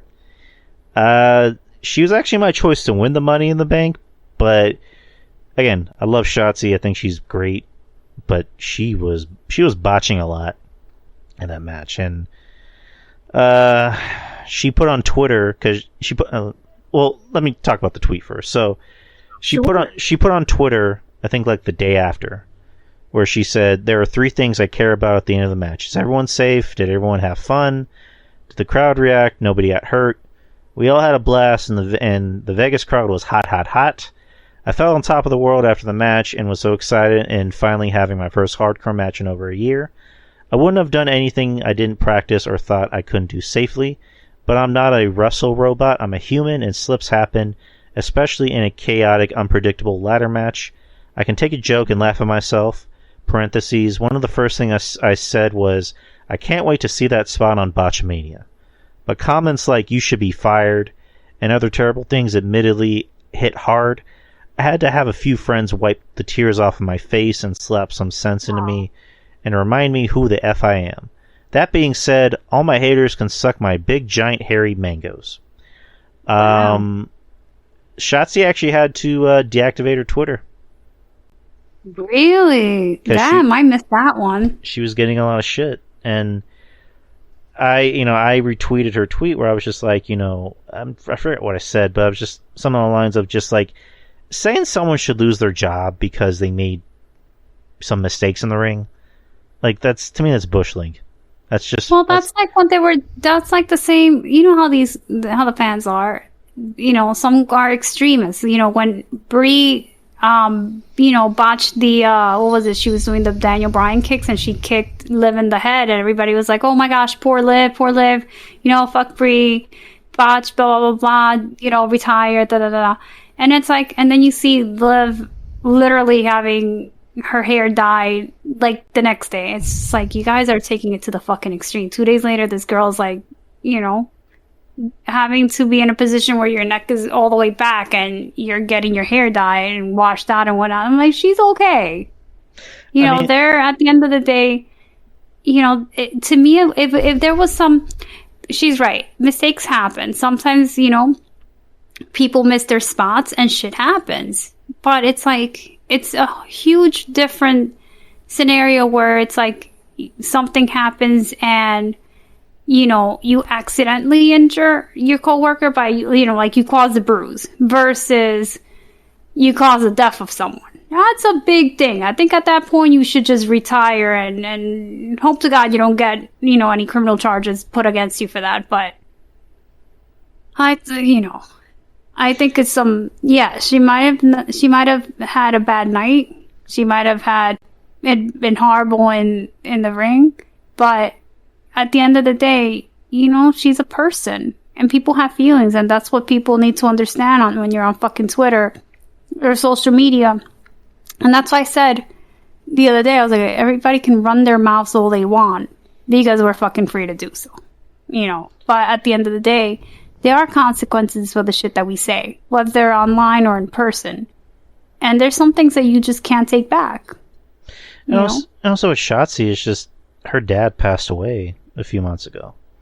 Mm-hmm. And, for all we know, like, this is something that's really messed with her. Like, losing a parent, is hard. And, she made posts, on Instagram talking about how close she was with her dad, and that's something that I can't imagine how she feels, and I can only think that that's something that's eating her up. And maybe she hasn't been the same. Maybe that's something that's weighing on her mind. And, again, I'm not a doctor. We're not doctors. We don't even play one on TV, but, it's just common sense. It's just looking at people as human beings, looking at wrestlers as human beings. Like, they have families too. They have, they weren't just created out of nowhere. Like, they had parents, they have brothers, they have sisters, they have wives, husbands, and kids. And when you lose a family member, it's, especially someone who you were like extremely close to, who's your best friend, that's something that's always going to eat away at you. And you're like, either you'll find a way to recover from it, or sometimes you'll never recover. Yeah, right. So, you're absolutely right. I mean, I love Shotzi. I mean, I even said, I'm Team Shotzi on this one, and I hope she's okay. Again, just to say someone should lose their job is just stupid. I mean, granted, if it's someone like a Nia Jax who has a history of hurting people, then it's just like, ooh, this bitch should not be on the main roster. And then she's not on the main roster. So, but not just hurting people, but deliberately not being remorseful of it. Right. See, like with Brie, yes, did Brie kick Liv's head? Yes. But Brie immediately went and checked up on Liv. They were cool. She tweeted out saying how sorry she was, blah, blah, blah. But you don't see that shit from Nia Jax. You fucking punched Becky's nose, and luckily Becky took it like a fucking champ, and I think that's why they made her the man. But you do that and you have no fucking remorse whatsoever. And you think that it's okay for you to do this because why? I don't know. It's like that's not normal. It's different if some shit slips out. Fuck, you missed your spot. Okay, this happened, my bad. But you're going above and beyond to make sure your coworker is safe, because at the end of the day, wrestling can be a dangerous sport, whether it's entertainment or not, but it can be, because you can literally throw someone the wrong way and you can break their neck and leave them paralyzed, or you can kill them. We've seen shit like that happen. So it's like, you are supposed to be in charge for your own safety and the safety of your fucking partner. And if you're not doing that, then yeah, get the fuck out of the ring. You don't belong in it. And again, luckily, Nia's gone. And, like you said, you don't hear her being remorseful about ever hurting anyone. Like, she even said, I didn't think I hurt anyone. It's like, bitch, yeah, you did. Yeah, you fucking did. You hurt everybody. I mean, it was someone like Brie. I mean, again, I'm not a Bella fan, but it's just like, with someone like Brie, oh god. With someone like Brie, it's just like, at least she had the professionalism to check on Liv, to say, I'm sorry, I'm really sorry, Yes. To have that professionalism is always a good thing. It's always very redeemable. Like, it's like someone like Brock. Brock had the quote unquote reputation of, being a little bit too aggressive and, strong in the ring. He actually broke Hardcore Holly's neck in a match. I don't know if you remember that. Yeah. And Holly said that Brock had, visited him in the hospital immediately afterwards and felt terrible about it. You know? And it's just, the whole point about wrestling is that your opponent is giving you their body. You gotta make sure you're taking care of it, because this is fake. Wrestling is fake. This isn't UFC. This isn't boxing. If you want to really hurt people, go to UFC or boxing. Like, you need to make sure you're taking care of your opponent. But no, Holly didn't sandbag him. Even like, Brock fucking belly suplex Big Show like it was nothing. So it's just like, how is Holly gonna sandbag Brock? So I don't know, but rest of the Money in the Bank, overall it was a pretty good show. It was on Saturday, which is good.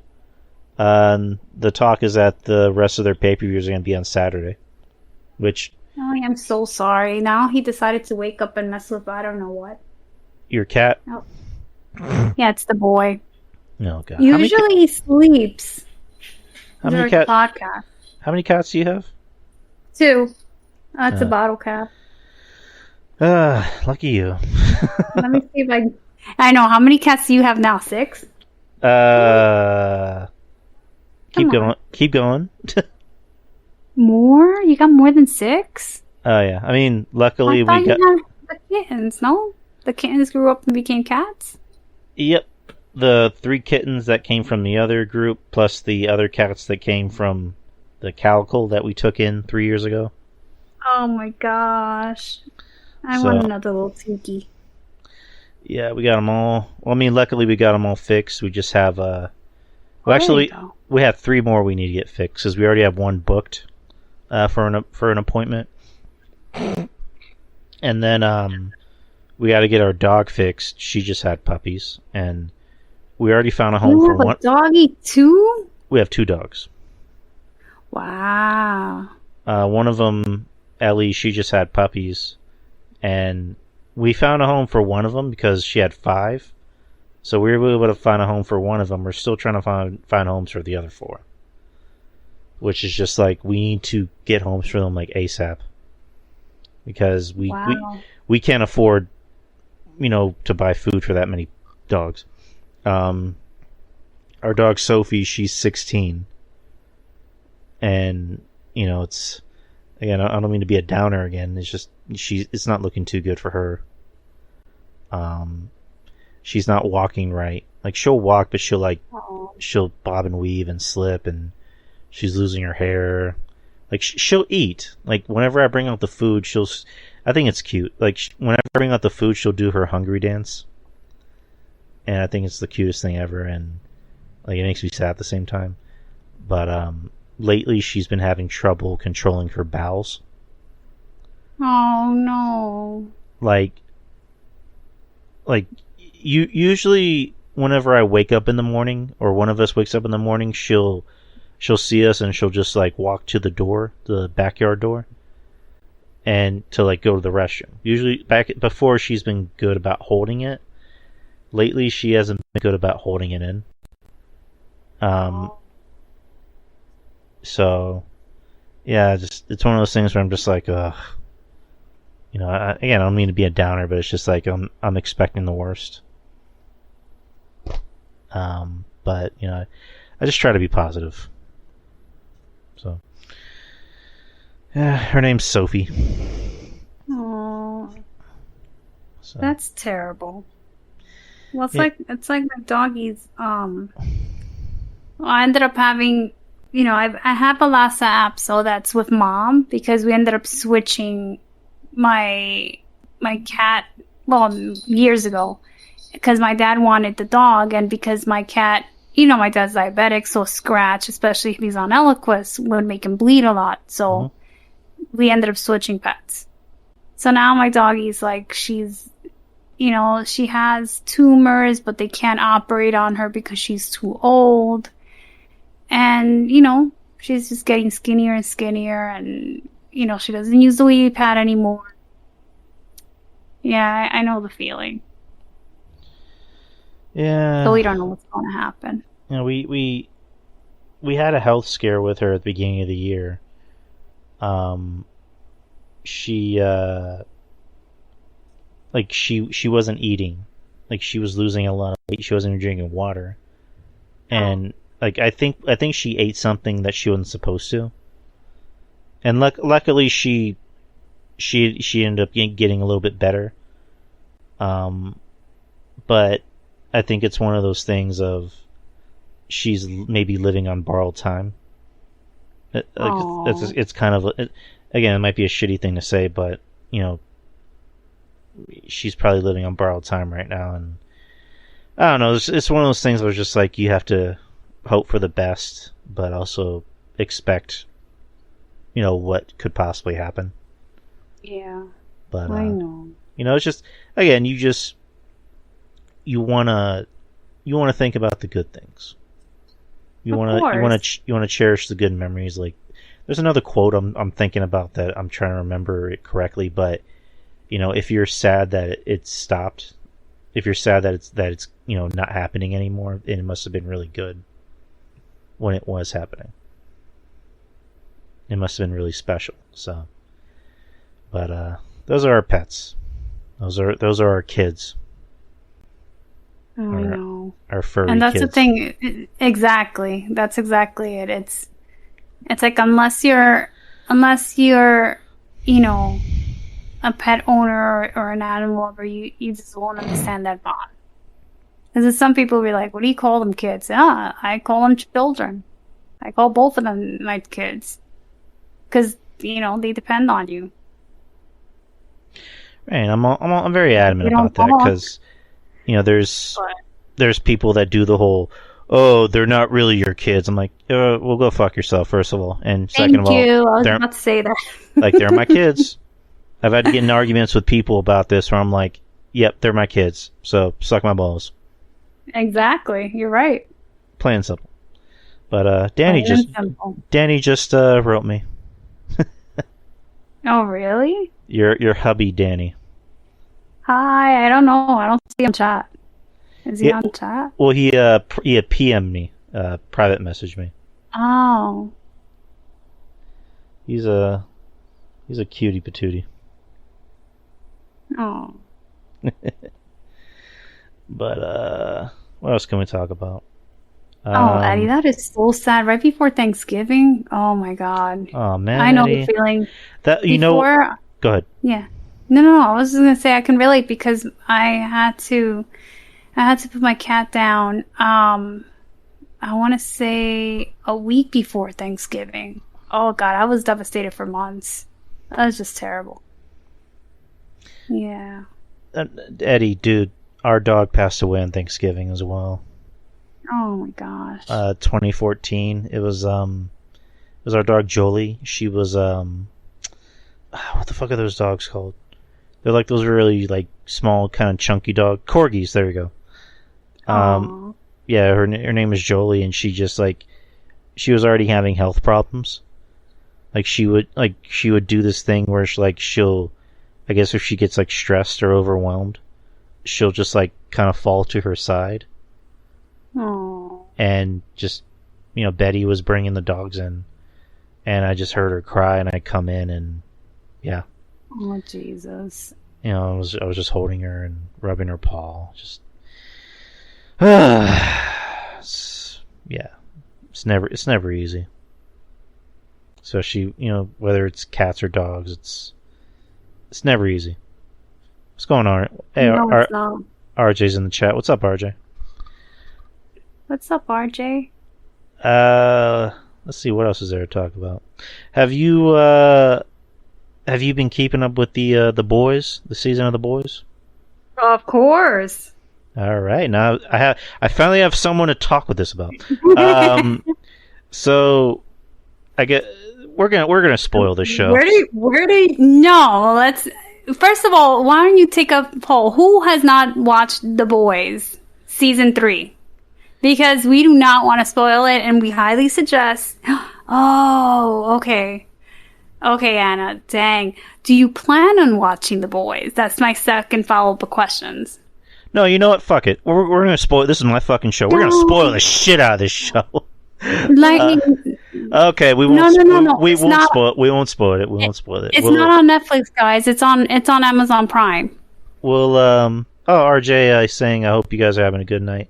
We're having a pretty good night, RJ. I hope you're having a good night, little brother. But I won't spoil it. We'll try to. Anna said, "Don't fuck with her." Okay. We'll try to say as much as we can without giving out too many spoilers. But this season, let me start it. Go ahead. So just so you guys know, it's basically supposed to be a spoof on the Justice League / Marvel. Pretty much, you have these so-called superheroes. They don't call them superheroes. They call them soups, right? Mm-hmm. And they belong to this corporation. Whereas, usually they're by themselves, blah, blah, blah. No. This corporation does all their marketing for these guys, and then from there, then you have they behind the scenes, they're just horrible. They're not superheroes. They're just, some of them are just horrible fucking evil people. They're like, are just juiced up. To me, it's like, it's a more accurate representation of what would happen if superheroes existed. Because goddamn well the government, like advertisers, would try to fucking capitalize on it. Oh, 100%. Yes, 100%. Yes, 100%. So then you have this group of people that are like, well, who the fuck do these guys think they are? We're gonna, shed the light that these guys are really assholes, and this company's just, basically lying to everybody. Mm-hmm. And I know I'm trying to keep it without as much details as possible because I'm not trying to spoil it for you guys, but I do highly suggest that if you want something new to start, I know people have said Stranger Things to me. I've not gotten into that. But The Boys is definitely quick and easy to catch up on and very good. So basically it's that. It's good versus bad, and, but it's not just like regular, like Marvel versus, like Marvel or even DC type of superheroes. It's, these guys are assholes, so you can expect anything. When I do mean anything, some of the shit's like, how the hell did that air? It's so fucking good, but it's like, how the hell? Like, that's how effed up they are. So that's the best way I can make it sound without giving away like any of the crazy shit we've seen this season. Like, this season is probably the best season so far. Yes. Not even to say that the other seasons were ass. Like, the other seasons were really good. Like last season I thought was the best season. This season was like, hold my beer. Like, the very first episode, I won't spoil anything. It starts off with the most gross sex scene I've ever seen in my life. Yes. Like, okay. It does something that people wanted to see in Marvel, but obviously Marvel can't do. Like, yes.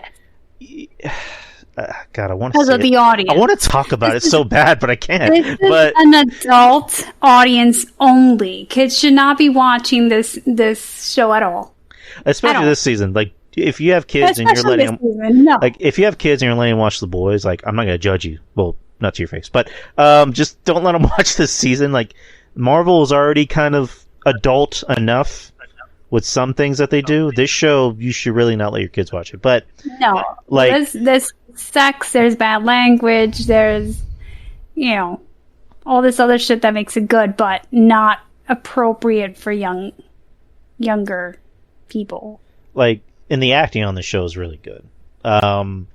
Anthony Starr, who plays Homelander, is probably the best villain on TV. Like, he is downright terrifying. Like, anytime he's in a scene with anyone, I feel scared for that other person. Because I'm like, what is he going to do? Because he's able to turn it off as far as he's able to turn on and off his emotions. Like, he can be happy, sad, mad, pissed off. Like, it's just, he's that fucking good in the role.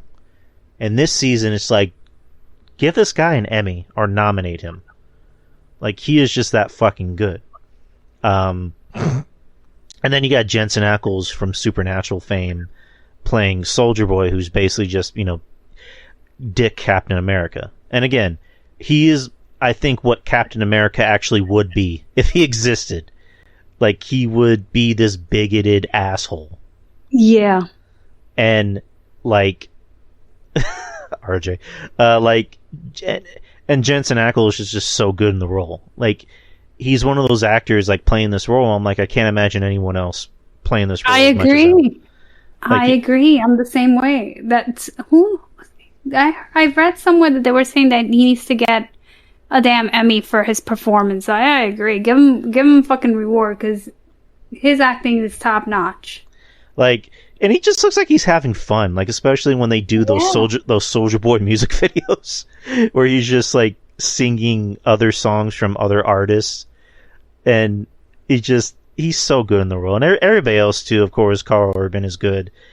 Jack Quaid, who, anytime I see him smile, I'm like, that's his dad, that's his mom. Yeah, I exactly. It's like you got the smile portion of your dad, but it's like, but you still look like your mom. Which is a good thing, which is nothing wrong with that. Like, it's weird because... No. It's just that I love his father. Right. He's such a charming man that it's just like, damn, if only you looked like your dad. Oh, no, he really does look like his dad, but like, it's weird because... Bits and pieces. When I started watching The Boys and I saw him, I felt like such a fucking idiot because I'm like, he reminds me of somebody. Because I didn't know who he was. And then I saw his name, I'm like, Quaid? So he's related to a Quaid. And then, lo and behold, his dad is fucking Dennis Quaid and his mom is Meg Ryan. So I'm like, oh, I feel like a fucking idiot. It's like with, what's her name, Maya Hawke. When I saw her on Stranger Things, I'm like, she looks like Uma Thurman a little bit. Wait, Meg Ryan? That's his mom? Meg Ryan and Dennis Quaid, Jack Quaid, that's his parents. Really? I never knew that his mom was Meg Ryan. Oh, no, yeah. He, Oh, shit, now I see it. Oh, well, she's beautiful, though. Oh, no, I like Meg Ryan. She doesn't bother me. I like Dennis Quaid, too. No, I love Meg Ryan. Oh, yes. Yes, I see it now. Yes. Other actors on the show, what's her name? The chick who plays Kamiko. She's really good. Oh, yes. I follow her on Karen, what's her name? Karen. She's so good. I like her. Like, she's like, she really turns it up a notch. Like, cause she'll act like this vicious killer. And then you see her on social media and she's like, hi guys, my name's Karen. I'm like, oh, you're such a sweetheart. Annie is Starlight. I love her. I think she's great. Who else? I'm trying to think of who else. Giancarlo Esposito. I adore the man. I think he's great in anything. I love him as Edgar. I like the fact that he's just able to stand up to Homelander, and Homelander just like fucking takes it. Like, just great acting on the show. And who is it? The girl that plays Newman. She's supposed to be like a parody of AOC. Oh my god, I can't stand her. The head popper. Yeah, her. I used to like her, but she's like, you know what? Her character's kind of a twat. So she really is. She was like, oh well, you know, these guys. What the hell she said about? She said something about the Bin Laden with the congressman. She was like, it wasn't a bad thing. You know, they're involved with Bin Laden. Boom, boom, boom. She popped heads. I was like, my gosh. She said, you know, everyone on Congress used to use deepfakes of me blowing Bin Laden, so I have no real sympathy for them. So I'm like, oh god. What'd you think of the Hero Gasm episode? How crazy was that? You know what? The Hero Gasm episode itself was really good, especially the big fight at the end. But the actual Hero Gasm, I don't know, it wasn't really that crazy. Maybe because I don't know, the way I equate it to is just like, if it's something I can't see on Pornhub, then it's really not that crazy. But it was still crazy nonetheless. Like when, I'm gonna give a slight spoiler. When, who again, another favorite character of mine. He's the heart and soul of the group. Like when him and Annie are walking into the mansion, and the guy who's like supposed to be Ant-Man or whatever, like I guess he has lube all over him, and he walks past and he's like, motherfucker, what the fuck this guy put on my jacket? And then he walks into that room and you just see all this like fucking jizz just like hit Oh my gosh. That was when I laughed out loud. I was like, oh shit. And then the Deep, oh my god. Like, Oh my, he really is in the deep though. Like the when he had octopus, really? Oh my god, the octopus all over his.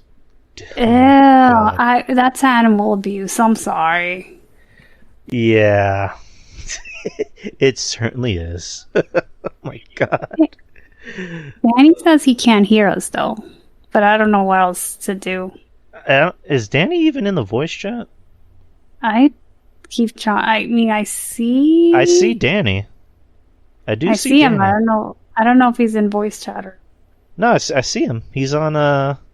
Yeah, he's where the voice section is. I don't know. Danny should hear us. I'm not sure why he doesn't hear us. There's a Spreaker feed. So like, just tell Danny to try the Spreaker feed because that's on. But that's true.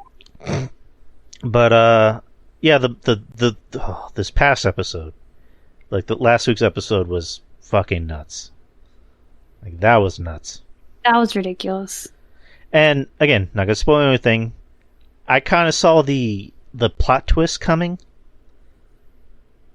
Like because I heard rumors that that's what they were gonna do, and then when that happened, I'm like, oh, so that's what's gonna happen.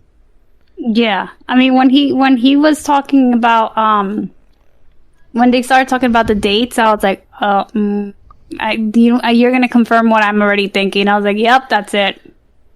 And then I think there's another plot twist that's going to happen. That's going to be, which I'm going to have to tell you off air because I mean I can't say it on here, but like I'm going to have to tell you off air that I think there's another plot twist coming with that plot twist.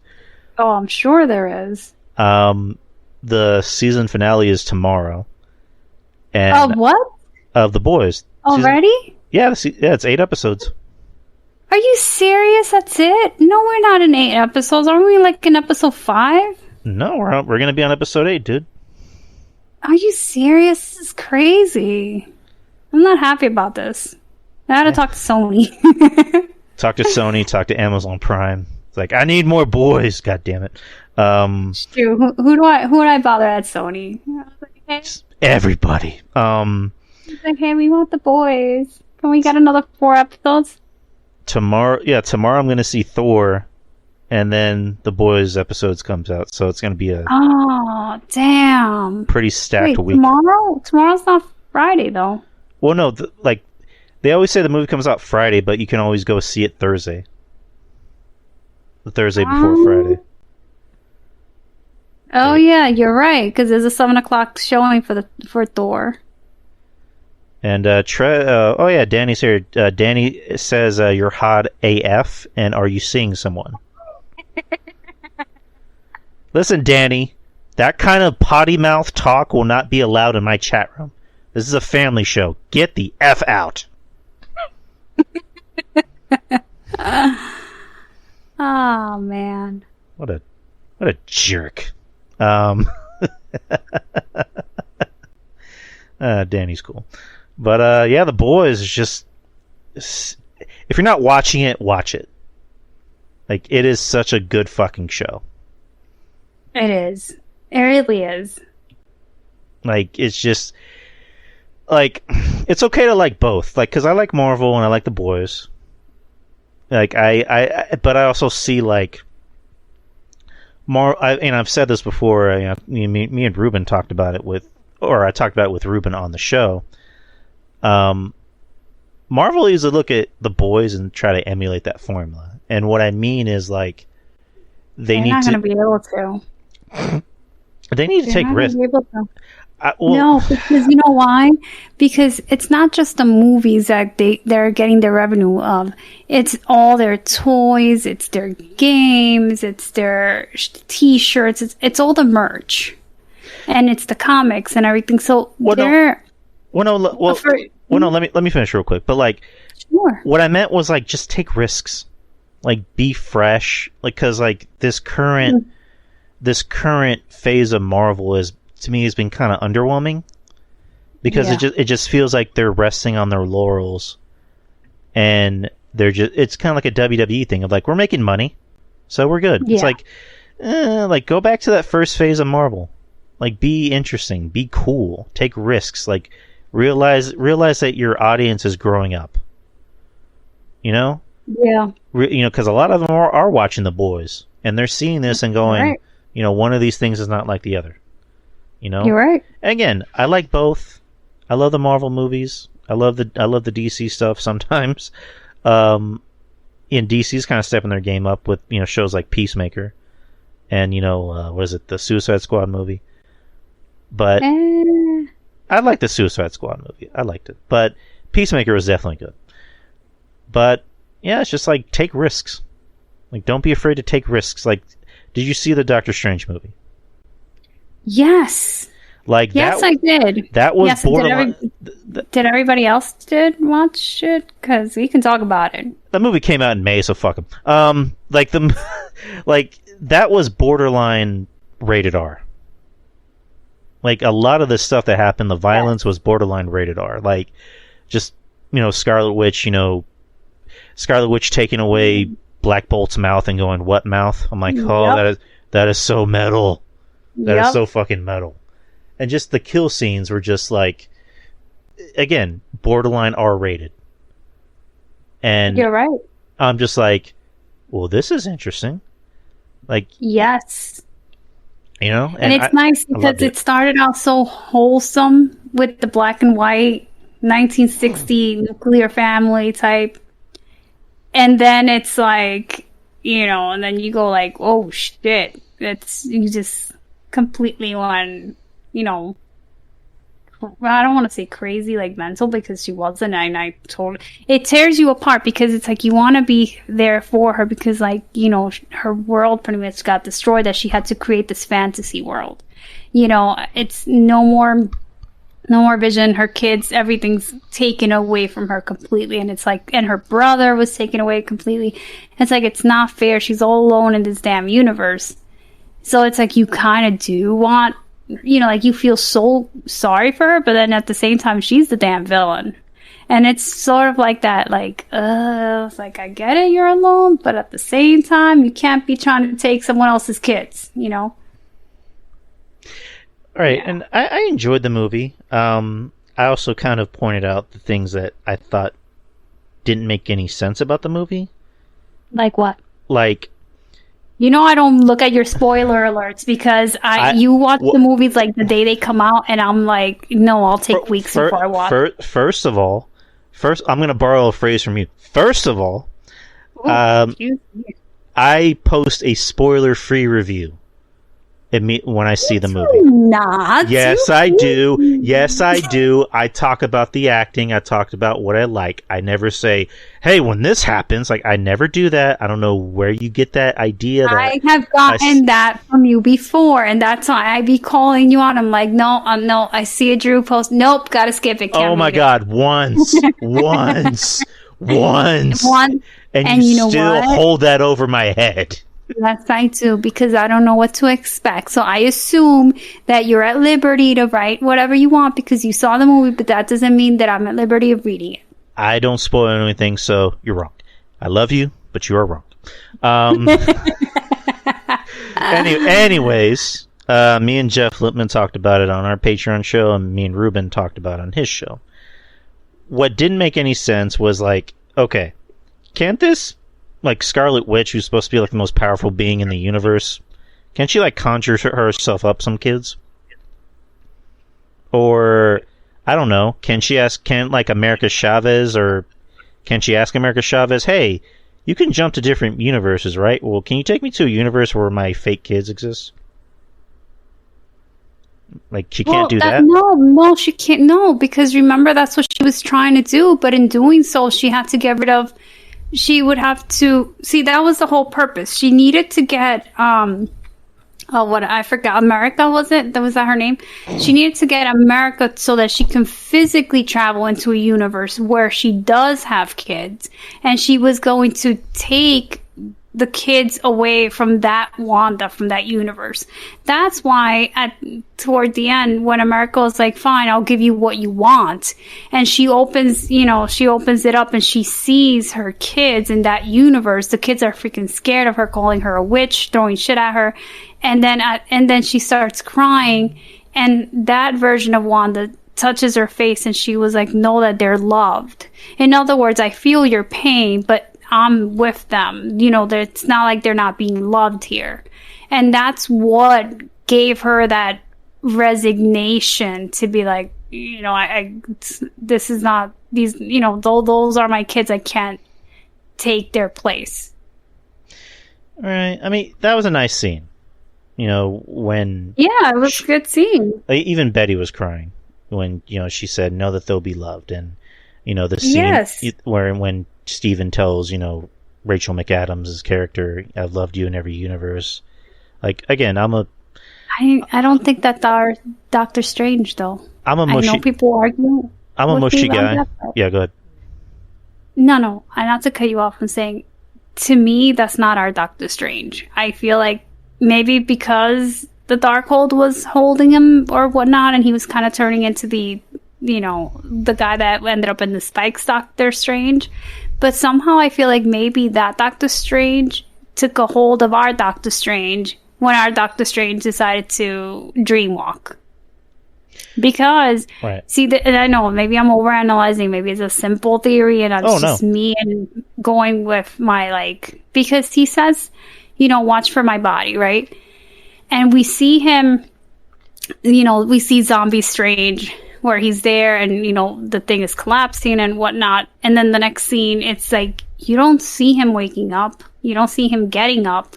All of a sudden, you just see it cuts to he's already up, and he's waking up, what's her name? America? What the hell? No. The, his girlfriend, his love interest. What the hell's her name? I forget her fucking name, but I just say Rachel McAdams. Yes, exactly. So he wakes her up. But she was supposed to be up all the time, protecting him, from making sure no one takes possession of his body, because you remember he mentions that. So all of a sudden, our Doctor Strange does not want to be like, oh, I love you and all mushy and shit. You know, because even when, you know, that world's Doctor Strange says to him, are you happy? And he's just looking at him like, what kind of fucking question are you asking me? You know, then all of a sudden, when he wakes up, he was like, I loved you in every universe. But, you know, and I'm like, I don't think that's something that our Doctor Strange would share. I don't think he would. I think he's more reserved and more serious. But then all of a sudden, he's asking Wong, are you happy? I was like, that's suspect. And then all of a sudden, toward the end, he's like all jolly going down the street and shit. And I was like, nope. Our Doctor Strange is miserable as fuck. I don't know why he's all happy and shit. So, well, I mean, in the beginning of the movie, she asked him, are you happy? And he had to, like, lie about it and say, yes, I am. So that, you know, plays a part at the end where he asks, you know, Wong, are you happy? But, yeah, again, like I said, I enjoyed the movie. There's just things in the movie that I kind of had to look at it and go, well, that didn't really make any sense. Like, especially, like, the whole thing about, it's called the Multiverse of Madness, and you only went to one universe. It's like, I was expecting this to be on the same level as, like, No Way Home or, you know, Endgame, where it's just like, we're going to get a lot of fucking universes. We're going to see a lot of Sony-owned characters show. We're going to see a lot of Fox-owned or previously Fox-owned characters show up. It's just... And again, maybe I set myself up for thinking, like, too much about that, where it's just like, you know, are we going to get Deadpool? Are we going to get Wolverine? Are we going to get, you know, Toby Spider-Man showing up? I want Toby back. I heard... Danny told me that they're going to have Andrew... Part 3, that Spider-Man 3 with Andrew, and I got so happy. I was like, I hope so. There's a rumor. Go ahead. Yeah. No, go. There is a rumor because whatchamacallit, San Diego Comic-Con is going to be at the end of this month, and Marvel announced that they'll be showing up on that Saturday. And there is a rumor going around that there's going to be an announcement for Spider-Man 4. With Toby and with Sam Raimi coming back as the director. Oh wow! With Andrew coming back, Andrew has made it very clear. Like, I'll come back if it makes sense. Like, I'll gladly come back to do anything with Toby and Toby and Tom. But as far as his movie goes, like, he wants to make it special. Like, he actually wants to come back to a good script because he needs to. I always liked Andrew as Spider-Man, I always thought he was a really good Spider-Man. I always thought he got a lot of shit. It's just like... Yeah, it's me. I'm the one that was shitting on him until I saw him in this movie. And I was like, oh my gosh, why did I hate on you? I just don't like Tom Holland, but I do love you guys. Blasphemy. Blasphemy. He was always a very good Spider-Man. And, like, because he always, like... I always got the impression, like, the same thing with him and Tom, is that I thought they understood the character a lot better than Tobey. And again, I love Tobey. I grew up on Tobey. But I always got the feeling that they understood the character a lot better because... Let me finish. I'll let you finish, and then I'll... and then you'll first of all me. Yes. Like, Andrew got paid, like, $1 million. I think he only got paid $1 million to be Spider-Man. Like, because he actually wanted to make a good Spider-Man movie, and he said Sony was more worried about making a movie that looked good rather than making a movie that actually was good. You know, Tobey made, good Spider-Man movies for him, and he made a shit ton of money. Again, not to say there's nothing wrong with not reading comic books and playing a hero, because a lot of actors who currently play and have played the characters, i.e. Michael Keaton, he didn't read comic books, and he was a great Batman. Downey didn't read comic books, and he was fucking Iron Man. Yep. So, Mark Hamill had an interesting quote about this, where he's just like, you can either, like this stuff, and the experience is a lot better, or not even a lot better. The experience is it's a plus. Whereas, you weren't originally a fan of this stuff, and the more and more you play the character, the experience becomes a lot richer. Yeah. So, again, but go ahead and prove me wrong. First of all, we all know Tobey was #1 Spider-Man, so that's all that counts. That's my comeback. Yeah, I like Tobey, but again, it's just my opinion. People can disagree with me all you want. I thought Tobey was a good Peter. I think he was a really good Peter Parker. Andrew, I thought was a good Spider-Man, and I think Tom is perfect. But again, that's just my opinion. Yeah, I know, but Tom plays an extra kiddie version of Peter. Well, he's a kid. He's a kid. He's 17. We all been there at 17, prepping for college. We, not all our stupid shit would cause, the multiverse of madness. He's a kid. He's a kid. No. A kid would be 8 years old. Oops, I did this. That's a kid. Not a 17-year-old about to be able to get the right to vote. He's also a kid that's playing a superhero. How do you expect him to act? Like, if you were that age and you were a superhero, how would you act? I don't know. I never had powers like that. Exactly. Yeah, that's do you want to start doing Q&A?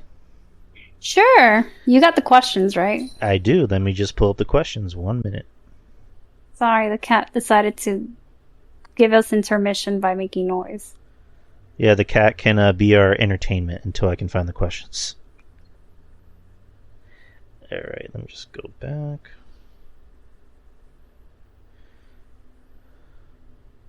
Oh boy. It's going to take a while.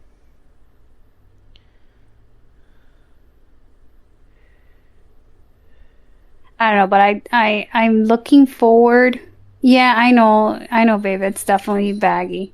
You can hear it in the back. Sorry, guys. I was not anticipating. Usually he falls asleep during a podcast. But yeah, I got stoked when I was like, oh shit, they're gonna do Spider-Man 3 with him. I was like, yes, that makes sense. I would love another Tobey one. I don't know if if they're gonna do one. But it would be interesting to see. See, now that Spider-Man fixed everybody, it would be interesting to see how Peter's universe change. Well, because you know what I mean. Yeah, because now everybody's good. Tobey was pretty much said, hey, I'm back, and I'm not just like back for a one-off thing. I'm actually like back. You know, Good. I hope so. like, because they were doing the round table thing with like him and Tom and Andrew, and he said, "This isn't me like closing a chapter on the character. This is just me coming back and, you know, just like righting wrongs. You know, I guess, you know, taking care of a few things." And Andrew, I don't know, Andrew and Toby too, but Andrew and Willem Dafoe, like, they chewed the scenery in that movie. Yeah. Like They did a fantastic job. Like Willem Dafoe was like the perfect heel. I'm still pissed off at him. Yes. 20 years later, and it's like, did not miss a beat. Love him. Like, love him. He's our MVP. Like, he's 66 years old, and like the one thing that he asked whenever they asked him to come back was like, "Okay, can I do the stunt work?" And him and Tom Holland were actually doing the fighting scenes. Nice. And they were beating the fuck out of each other. Like, Zendaya was saying, like, Tom, like, she would be showing up to set, and she's like, you know, drinking her coffee or whatever, and then Tom's just like, ugh. Like he just looked like he just got his ass whooped, which he did. Nice. But anyways, I have the questions. Good. We will start off with Maurice Bear. Where is Maurice Bear? Right there. Where's a bear? Not that I enjoyed Defoe's hammy acting at times. Oh no, I did. It's Willem Dafoe. I gave him a pass. Yeah. But anyways, let's start off with Maurice Bear. Maurice Bear has 4 questions. Let's start it off. So, first question. The Purge movies offered a dark take on crime being legal for one night, but an alternative United States being led by a fascist government who thrives off this. Which Purge movie is the best one? I've seen 1 through 3. I haven't seen the other ones, but I would say the first one. I'll have to go with you because it's been so many years since I've seen it. Right. I know I saw one with Danny, and I can't remember which number was that. Yeah, I have no idea. I'll go with that one. All right. Second question. Are the Minions the most annoying creations in cinema history? Probably why I have not seen them. I haven't seen the Minions movie either, so I can't speak on that. They're for kids, so I'm not gonna shit on things. Oh, that kids like. Danny said we saw the last Purge movie. Was that the one that came out like a year ago? Like where they're in like Texas or something? Oh, I'm not remembering. Anyways, next question. Which was the best Disney afternoon TV show you enjoyed watching?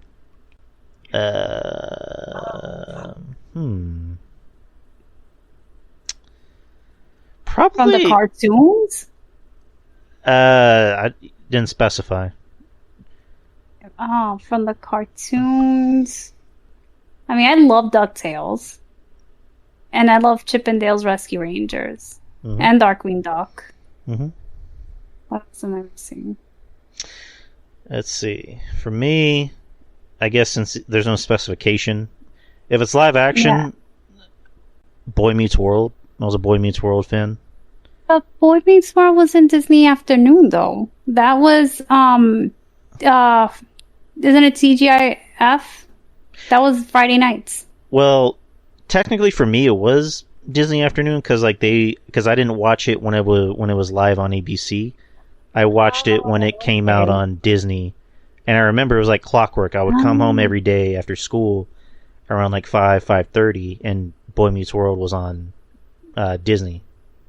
So for me, I guess I count it as a Disney Afternoon show. Other shows like it's a great show, though. I love Boy Meets World. I feel like I was the only one that watched Boy Meets World. No, I watched it religiously. Topanga! Topanga! Fina! Like, you know, I did see her. I did see her when I worked at MTV, and she was in the elevator, and I was like, oh shit, it's Topanga! How was she like? Short. She's shorter than me. Was she like nice or cool though? Well, no, because I caught her as I didn't go to the elevator because it was like I saw, you know, like when you're approaching the elevator and the elevator doors close, and I saw her, and I was like, oh shit, it's Topanga. Not Danielle, but you know, Topanga. Daniel Mitchell. Will Friedle, who was Batman Beyond, which that blew my mind when I found that out, that he was Batman Beyond. Yeah. I had a crush on him when I was younger. Yeah, I think Betty had a crush on him too. Like he's actually still a pretty decent looking guy. Yeah. Like he aged pretty well. The guy who played Sean like really didn't age well. What's his name? Hunter? No. Ryder Strong. Ryder Strong. Like he again, not to shit on the guy, but I guess people age better. Mm-hmm. But he seemed okay though, because he was in Girl Meets World. I mean, again, I don't want to pick on the guy, but it's just I don't know. I guess people age better. Yeah, that's the best way to put it. I mean, the guy who played Corey literally looks the same. So Ben Savage, yeah. Ben Savage, Roderick Strong, RJ. Did you know the girl who played who was the tall chick, the redhead that was on Boy Meets World? That she's a porn star? Yes. I found that out from I found that out from I think it was B Show Brian or John Draper on their show. Yeah, Danny told me that. And I was like, no way. Yeah, and I well, for research purposes I had to check it out. But of course for research purposes. You know what? I could have done research, but I decided not to. So, and apparently she's better off. Like, she says that she makes more money doing porn than she ever did for Disney. So, good for her. Well. All right, question 4. Who do you think should be? Who do you think should be Liv Morgan's first challenger for the SmackDown Women's Championship? The way it looks like it's going to be Natalya or Carmella, which, bleh. I'm surprised no one put down Dana. Yeah. Just poor Liv. I mean, that's probably out of the pot. That's probably why. I mean, at least she's getting easier opponents and not just like, your first match is going to be against Becky Lynch or Ronda or whatever. It's like, we're going to give you easy opponents and then you can work your way up to bigger opponents. So I guess that's a good thing. Yeah. But, alright, so thank you, Maurice, for the questions. Next question. I guess these are questions from Chunky Larry, so we'll try to answer them. Larry's first question is, what does the fox say? What does the fox say? That is Chunky Larry's question. Alright, give me 1 second. Let me think on that. Alright. Next question. There's no such thing as half pregnant, but what about butt pregnant?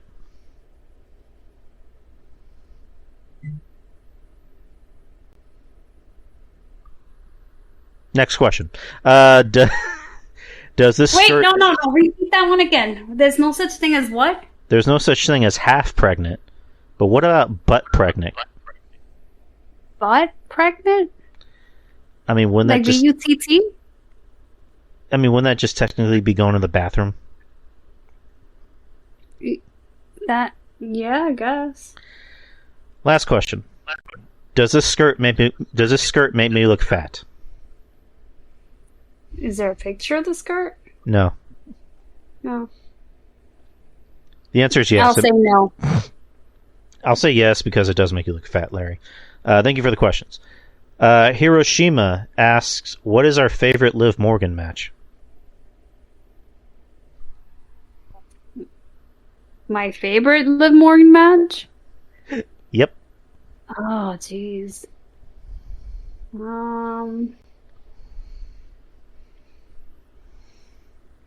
I don't know. I did like her when she was with in the Riot Squad. Yeah. But as far as solo matches, dang. My answer is yes. Yes. All right, thank you, Hiroshima. All right, so Trez, be prepared because we have the odyssey of questions from CM Huck and Goof. You ready?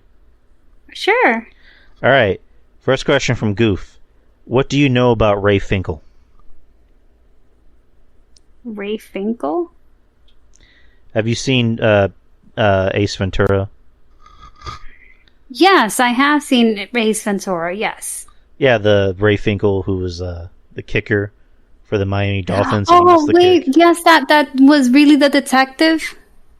Yeah, that was that ended up being who was it? The actress Sean. Yes. What's her name? Okay, yeah. Finkel is Einhorn. Einhorn is Finkel. Einhorn, yes. Finkel was a man. What do I think about it? I mean, it was a funny plot twist, that's for sure. I love that movie. Kevin, sorry I'm late. I missed the entire Yari Spectacular. You were right at the tail end, my friend. But you missed a lot. Alright. Next question. Thoughts on the trailer for Clerks 3 that just came out today? I did not see the trailer. All I saw was the picture, looking at the store and they said Clerks 3 and I was like, nope. I was like, objection here, say this can't be right. Oh no, yeah, the trailer came out today and I mean, I thought it looked interesting. I mean, again, okay. I love Kevin Smith. His movies have not been all that great, but okay, here's a funny Kevin Smith story that involved me. So, when we were waiting in a baggage claim to leave Orlando Airport, which fucking sucks, by the way, this random woman comes up to me because I hear, "Hey, I like your backpack," because I have a Marvel backpack. I'm like, oh, thank you. And she's like, "Has anyone ever told you look like Kevin Smith?" Oh, damn. And I just go, I have heard that a few times. And she goes, you know what? I actually went to high school with Kevin. And I have him on my personal Facebook. And I go, oh, that's pretty cool. How's he like? She's like, oh, he's a doll.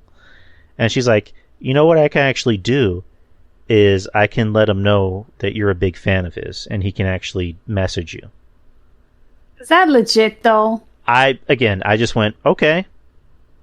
So I just kind of like took it at face value. I didn't really expect much out of it, so that's my Kevin Smith story. It'd be pretty cool if it happened. But yeah, I watched the first Clerks movie. I liked it.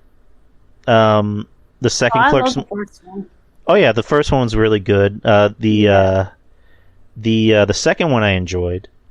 The third one looks like a movie within a movie. I'll just say it like that. So, yeah, go ahead and watch the trailer for Clerks 3. Trez. I have to watch it. Let's see. Next question. Pancakes or waffles? Why? Pancakes. Waffles. Because they're fucking awesome. I like waffles too, but I'm a pancakes guy. I'm a waffles. Let's see. Next question. Do you think there's a gay mafia? I want to say no. I mean... But Kev says yes? Kev would know. Damn, he aged.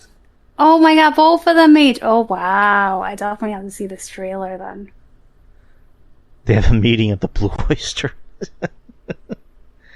Yeah, sure, we'll go with yeah. There's a gay mafia. Let's see. Next question. How'd you celebrate 4th of July since it was canceled? Okay. I mean, I don't know who canceled. Well, I kind of get the idea of why it was canceled because I've seen the stuff, but I didn't hear about it until afterwards. But, with friends and family and my husband, and that's pretty much it. It was Betty's birthday, so we celebrated by going out to eat, and then we hung out at her brother's and just chilled and drank a little bit, and yeah, it was a pretty chill day. Let's see. Next one. God damn it. Next one, question 6. Is it just me, John Draper, and Shaheen, or does Jay White look like the senator and native Canadian Ted Cruz's possibly illegitimate New Zealand love child? Also, is it me, or does Ted Cruz look like Grandpa Munster? I'll have to Google that. Someone post a picture of Jay White and Ted Cruz. Because I heard this question on Breaking the Apocalypse. The senator, let's see. Yeah, Jay White's a wrestler. He wrestles in NJPW.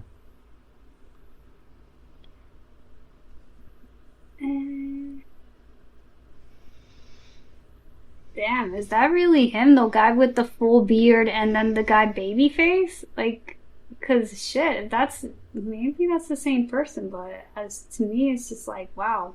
That's a big ass difference between being babyface and facial hair. Mm-hmm. All right, so that's Ted Cruz. And who's the other guy you said? Grandpa Munster. Whether he looks like Grandpa Munster? Ted Cruz? Yeah, that was the question. I don't think so. Am I wrong? I don't think so.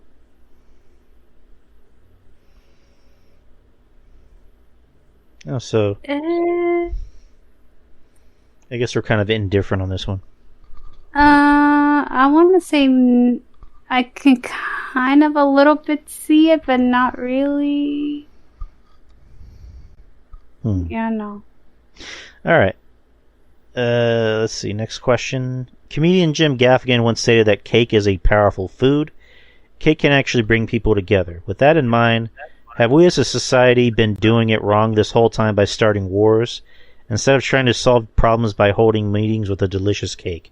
I agree. I 100% agree with that one. Yeah, I agree. I say we need cake. Yeah, cake. I mean, throw in some pie. Like just I say ice cream. Ice cream. Like just baked goods. Baked goods in general. Sweet, delicious goods. Like, why are we killing people? Just eat cake. Come on. And ice cream, like Trez said. All right. Next one. Oh my gosh. RJ, you killing me with that one. I'm all for Nikita Cakes.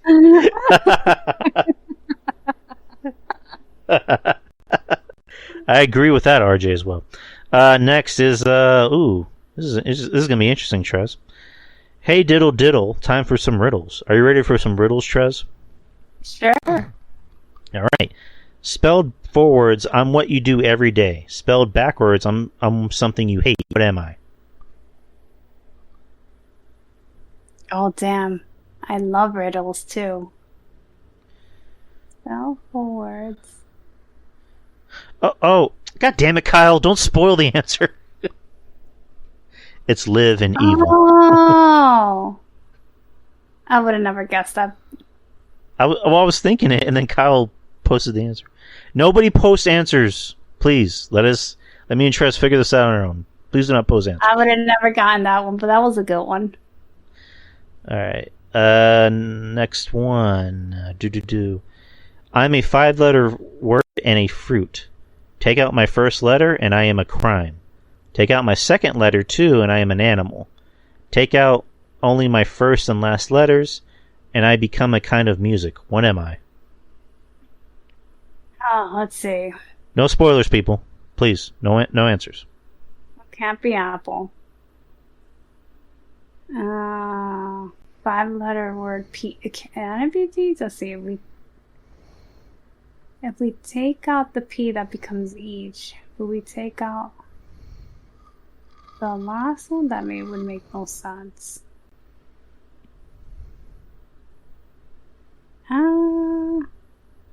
What other fruit? That's 5 letters. All right, 5-letter word and a fruit. Take out the first letter, I'm a crime. So see, if it was peach, you can't take. If you take out the peach, then you get each, and that's not a crime. All right, so let's think of a 5-letter word that's a fruit. So it's not apple. Not apple. Because what else? Plum is 4. Apricot would be 6. Raspberry's way too long. Blueberry's way too long. Not banana, because banana is 6. Yep, not banana. Melon? But that wouldn't make any sense either. No, that wouldn't make sense. No answers, people. Not even joke answers. Orange is not 5. It's 6. What the fuck? Not kiwi, because kiwi's 4. Not lemon. Well, lemon's not a fruit, it's a vegetable, right? No, like if it has seeds, I think it's considered a fruit. So, but Okay. that wouldn't. If you take out the L, then you get Emon. Emon. You get a crime. I don't think. Okay, what else? Jesus Christ. Shit. What's another? What's up? I'm about to go fruits. TikTok. Watermelon. No, that's too long. Can I get a list of fruits? No. That's exactly silly. Everything I said no.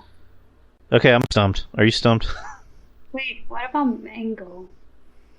Yeah, but Ango, is that a crime? No. Dagnabbit. 50 list of fruit names. Ugh, come on, no spam. Grapes. Yes, it's grapes. Oh. It's a grape because you take out the G, you become rape. And then what was the last one? If you take out the last letter? If you take out the second letter, I am an animal. So that would be ape. Okay, so then it has to be grape. If you take out my first and last letters, I'm a kind of music. Rap. Oh, there you go. There you go. Trez got it. It's a grape. Yay! Thank you, Google. That was good. We're five little items of an everyday sort. You'll find us all in a tennis court. All right. 5 little items. You find us all in. You'll find us all in a tennis court. I mean, I'd say, what, balls, towels? 5 little items. God damn it, Kevin. What'd Kev say? He says if you take out the D from Drew, you get Roo, which is another word for wombat. Ah. Interesting. So 5 items that you find on a tennis court. That's it? Just 5 items that you find? There's nothing else to the riddle? I guess not. I mean, what balls, the tennis rack, the towels, the net, netting, yeah, and chairs. people, the players. Is it tennis court? Is it? Oh, fuck. I don't know. I guess those are our answers. What is it, Goof? What is it? What is the answer, Goof? Vowels. Vowels. Vowels?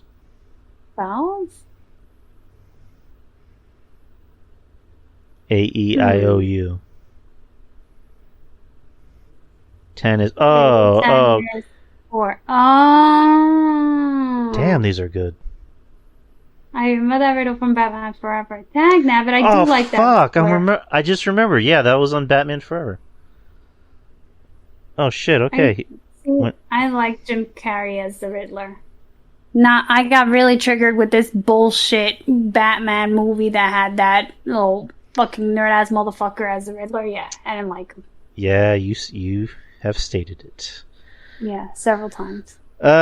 One more riddle. What belongs to you, but others use it more than you? What belongs to me? Money?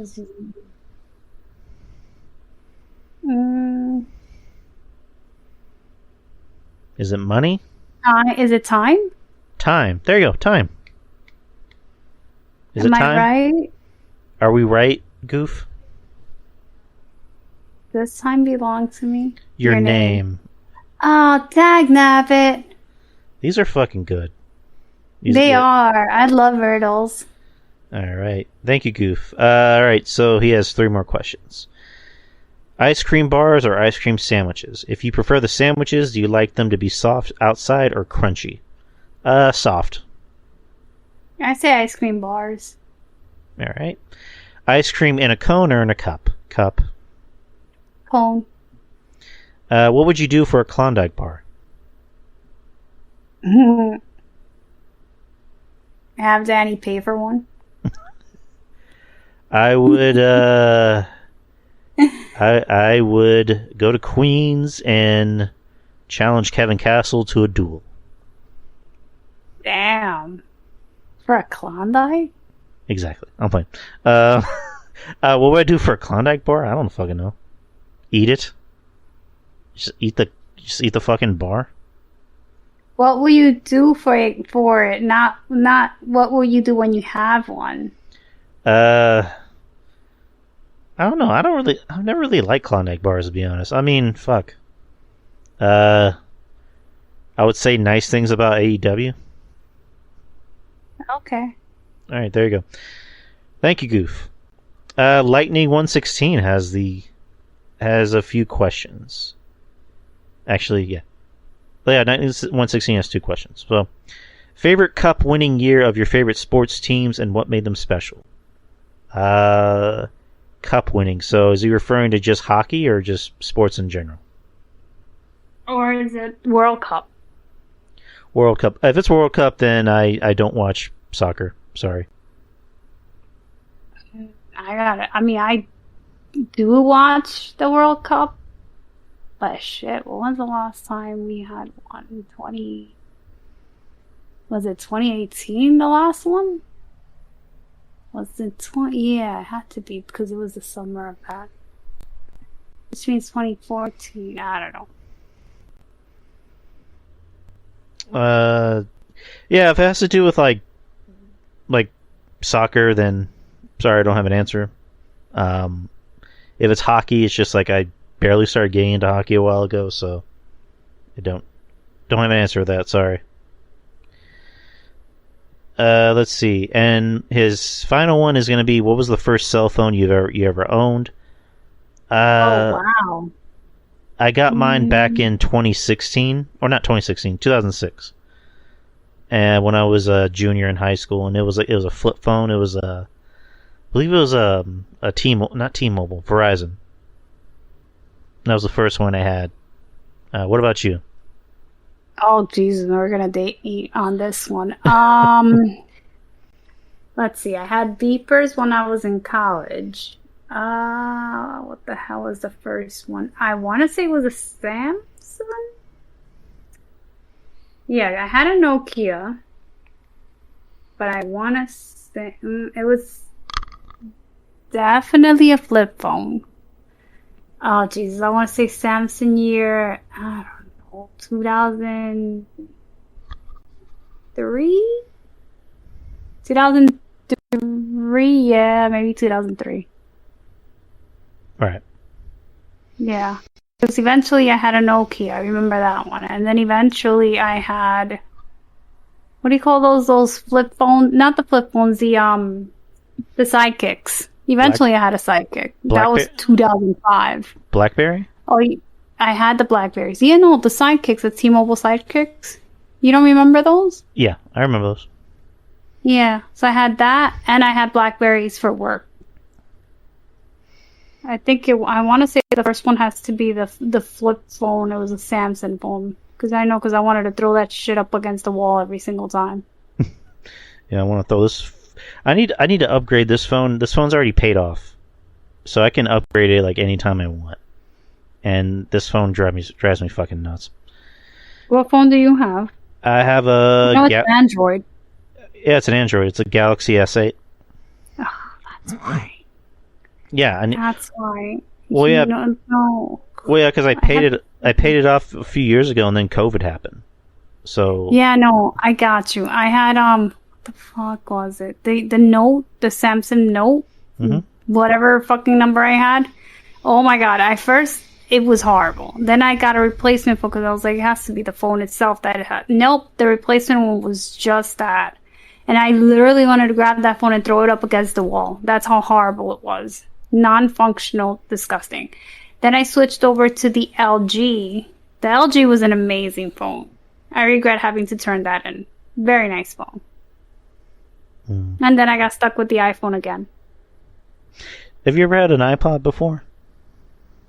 Yeah, I had several iPods, but either they stopped functioning, and then I switched from that to what the hell? They don't make it anymore. I think it's is it Zoom? Was it a Zoom? Microsoft Zoom? Zune. Did I make that up? No, Zune. No, you got that right, Zune. Yeah, they don't have a Zune anymore.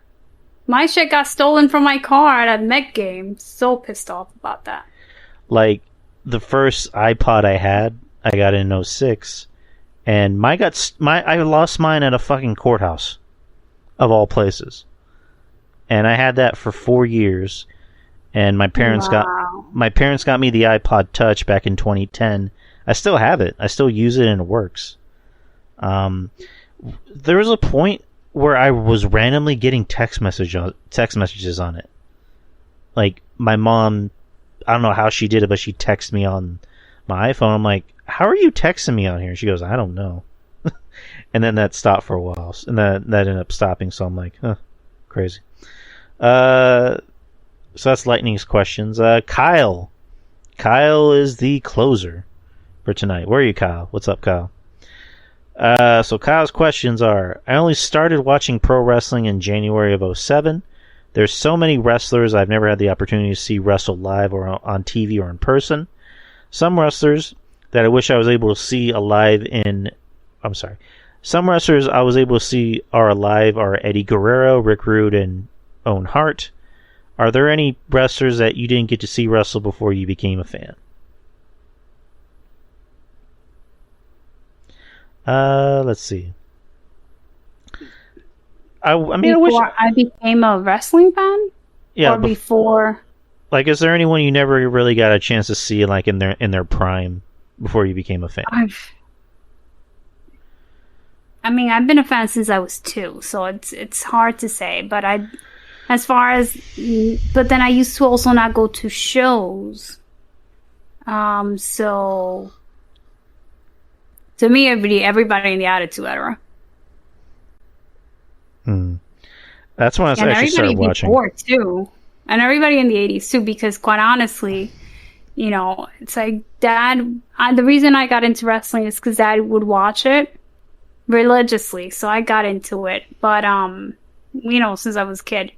But he never. It's not like he would ever be like, "Hey, let's go to a show," because in the summertime, he would, he worked for Mr. Softy, and for non-New Yorkers, that's an ice cream truck company. Mm-hmm. So it was always hard for he would leave early and he'd come close to midnight, and that was his everyday routine, 7 days a week. Mm-hmm. So that's why, as far as going to the Garden or anything like that, was never heard of.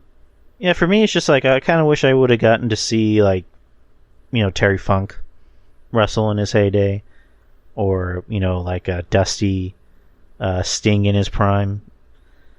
Other names like Macho Man. I actually started watching when the Attitude Era was like really starting to kick off, so I was able to see Austin and Rock and Taker, in their prime.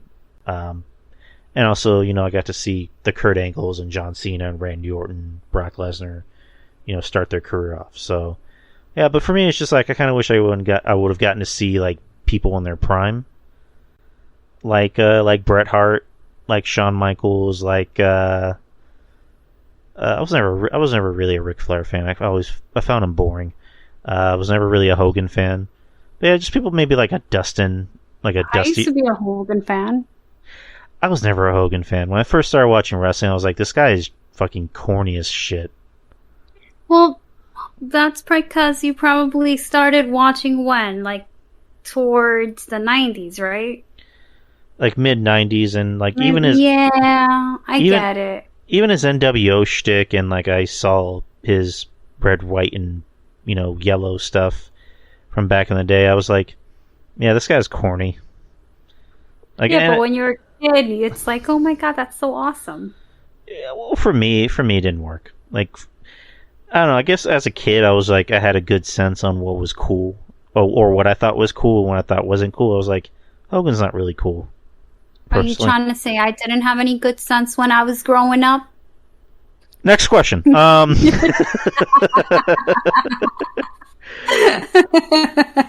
going to my first ever Wisconsin indie wrestling show ever on Saturday.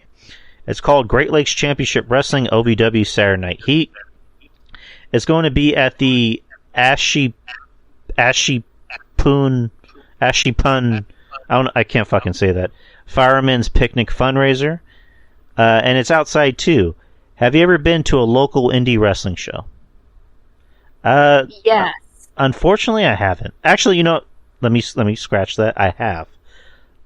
We were at Traders Market or Traders Village, and this was I think it was the weekend of WrestleMania or the Rumble, and they had a local wrestling show, and I forget the name of the Fed, but me and Betty were just sitting there. We were just like, oh, this is fun. On the 13th, I'm gonna go with a friend of mine to I think Austin. We're gonna go on a road trip to Austin to visit to see a friend of hers wrestle. So I wish I could go to more local wrestling shows. I really want to. It's just whenever one is available, I never have the time.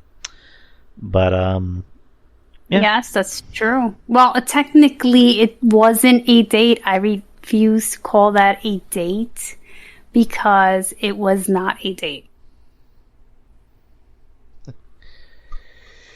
All right. Next question. How long? No. I can explain it really quick because Go ahead.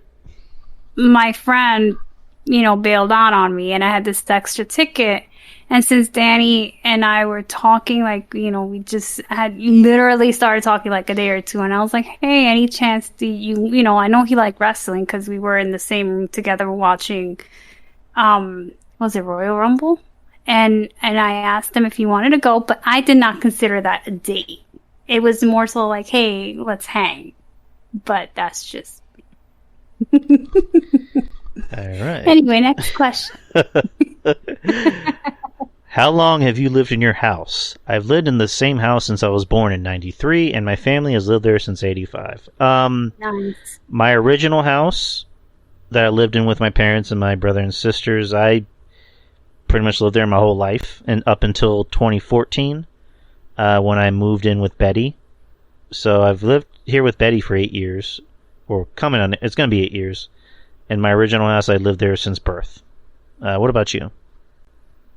In this house, about 13 years. 2009. Yeah, about 13 years in this house. And then, my other, we've moved around so much, so I would say 13 years in this one. All right, next one. Who are some of the best tag teams to have never won the tag team championship in WWE? Let's see. Maurice is telling me I might need an extra spot on here on Discord reserved for questions, so reading them will be easier. I do. I actually asked Mish if he can make me a special, a text channel for the questions, and he never responded. Mish! I'm playing Mish. I didn't mean to talk to you like that. I was just trying to sound like a big shot. I'm sorry. Please don't cancel my show. I'm sorry.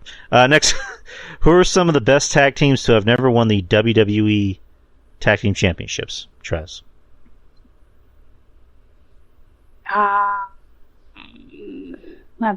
Who have not won the tag titles or have not become champions?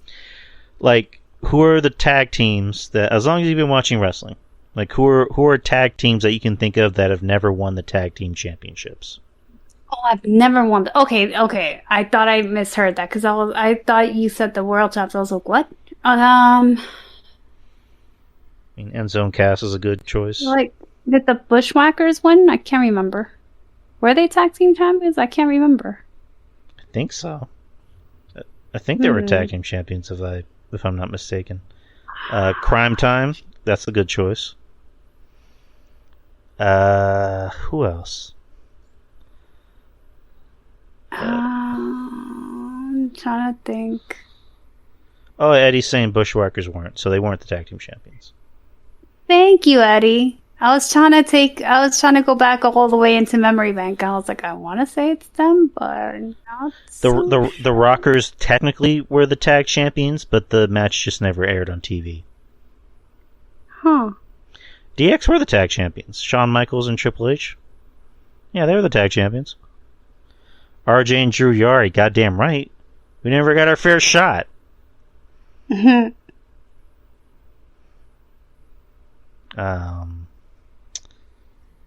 else weren't tag team champions? Killer Bees, Danny says. Drew Yari and Kevin Castle. We would have been tag champions if he had just listened to me. All Kevin had to do was listen to me, and we would have gone far. Kevin's on. Yeah, if he's not on, good. Listen, Kevin Castle. Yeah, he's not on. Let's see. Oh, wait, they were. Demolition. Yeah, Demolition were. Joey Numbers and Mish. Yeah, I think those are pretty much it. Trez and Danny. Trez and Danny were never tag team champions. Nope. Alright, so how many more questions? We have two more. I know you have to get off in a bit to make a phone call, so we'll try to make this quick. Well, I don't even know. I asked him if we were on. Did he respond? I don't think he did. I think he got off, but we'll try to get off as soon as we can. Alright. Your favorite types of ice cream, and do you have any preference between soft serve ice cream in boxes and that you use an ice cream scooper or frozen custard? Wait, my favorite type of ice cream? Let me repeat it. Your favorite types of ice cream, and do you have any preference between soft serve ice cream in boxes that you use an ice cream scooper or frozen custard? I like soft serve. Same here. I'm kind of a basic bitch when it comes to ice cream. I like cookies and cream. Chocolate ice cream. There's one ice cream I like. It's like, it used to be for this brand called Kemp, and I don't know if they sell it anymore, but like it was like, what the fuck was it called? Chocolate brownie fudge or something like that. Like, it was so fucking good. What about you? Oh, well, for me, it would be the soft serve that Mr. Softy sells. Except that now they're $3 a cone. I mean, granted, I can't blame them. I mean, for many, many decades, they were like $1. And then they switched over to $2 and to $2.25 and $2.50, and now they're $3. Yikes. Yeah. Ice cream should never be that much. It's still good ice cream, but I mean, it's great ice cream, don't get me wrong, but it's just like, used to pay $1 for this, now I gotta pay $3. It's a little tough. Alright, last question of the night from Kyle. Do you like quesadillas? I love chicken quesadillas. And what is your favorite Mexican/Latin food? I like quesadillas. That depends. I mean, I eat Spanish almost every other day, so it could be, to me, it would be like yellow rice and pernil with some either macaroni salad or some potato salad. Or ceviche.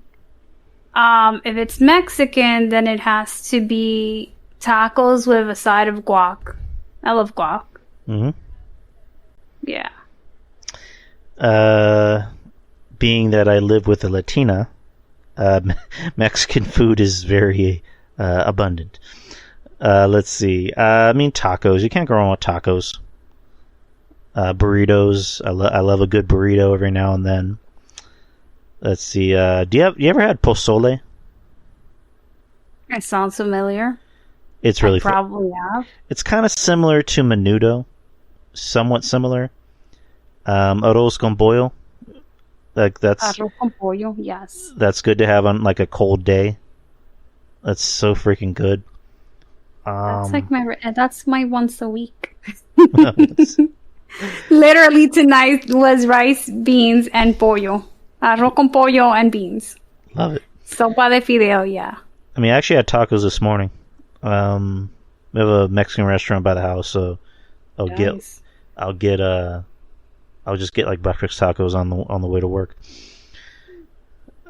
Surprisingly, the Mexican restaurants that I've been to, they make really good cheeseburgers. Why would you have a cheeseburger in a delicious Mexican restaurant?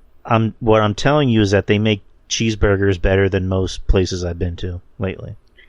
No, I understand that, but I'm asking you. How would you know that? Because I eat the cheeseburgers over there. So you go to a Mexican restaurant and you decide that as opposed to having that delicious food, you'd rather order a cheeseburger. Oh, no. I mix it up.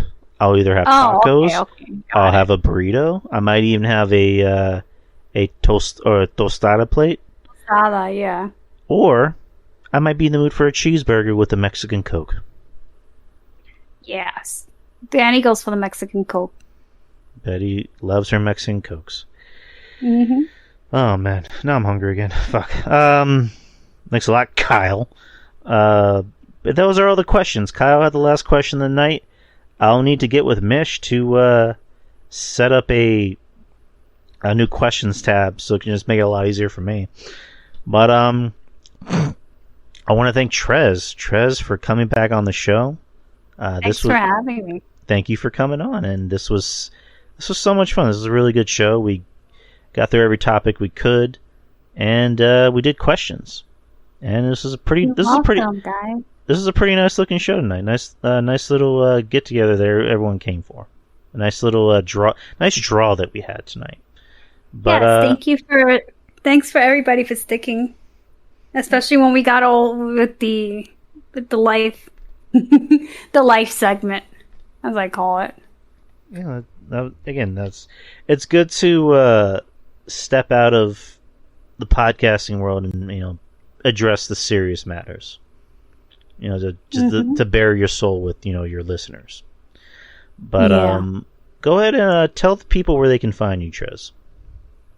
Mostly on Twitter. Same name, Dark Temptress. I keep it easy. And you're also on a show with a guy named Kevin Castle. Am I saying that right? Yes, Kev Castle, KNT Chronicles every other Thursday. God. On Patreon for KNT. KNT, no, DT. DT, I don't know. They'd be switching it up on me. But you can find them there. And Anna, I'm about to follow you. Are you following me? I know we had it for the old account. I'm not sure if I have you on the new one. And you know where to find me. I'm not a very easy person to find.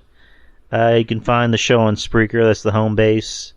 And I do follow you. And Patreon. Sign up for the Patreon if you're interested. If you're into that sort of thing, it's only $5 a month.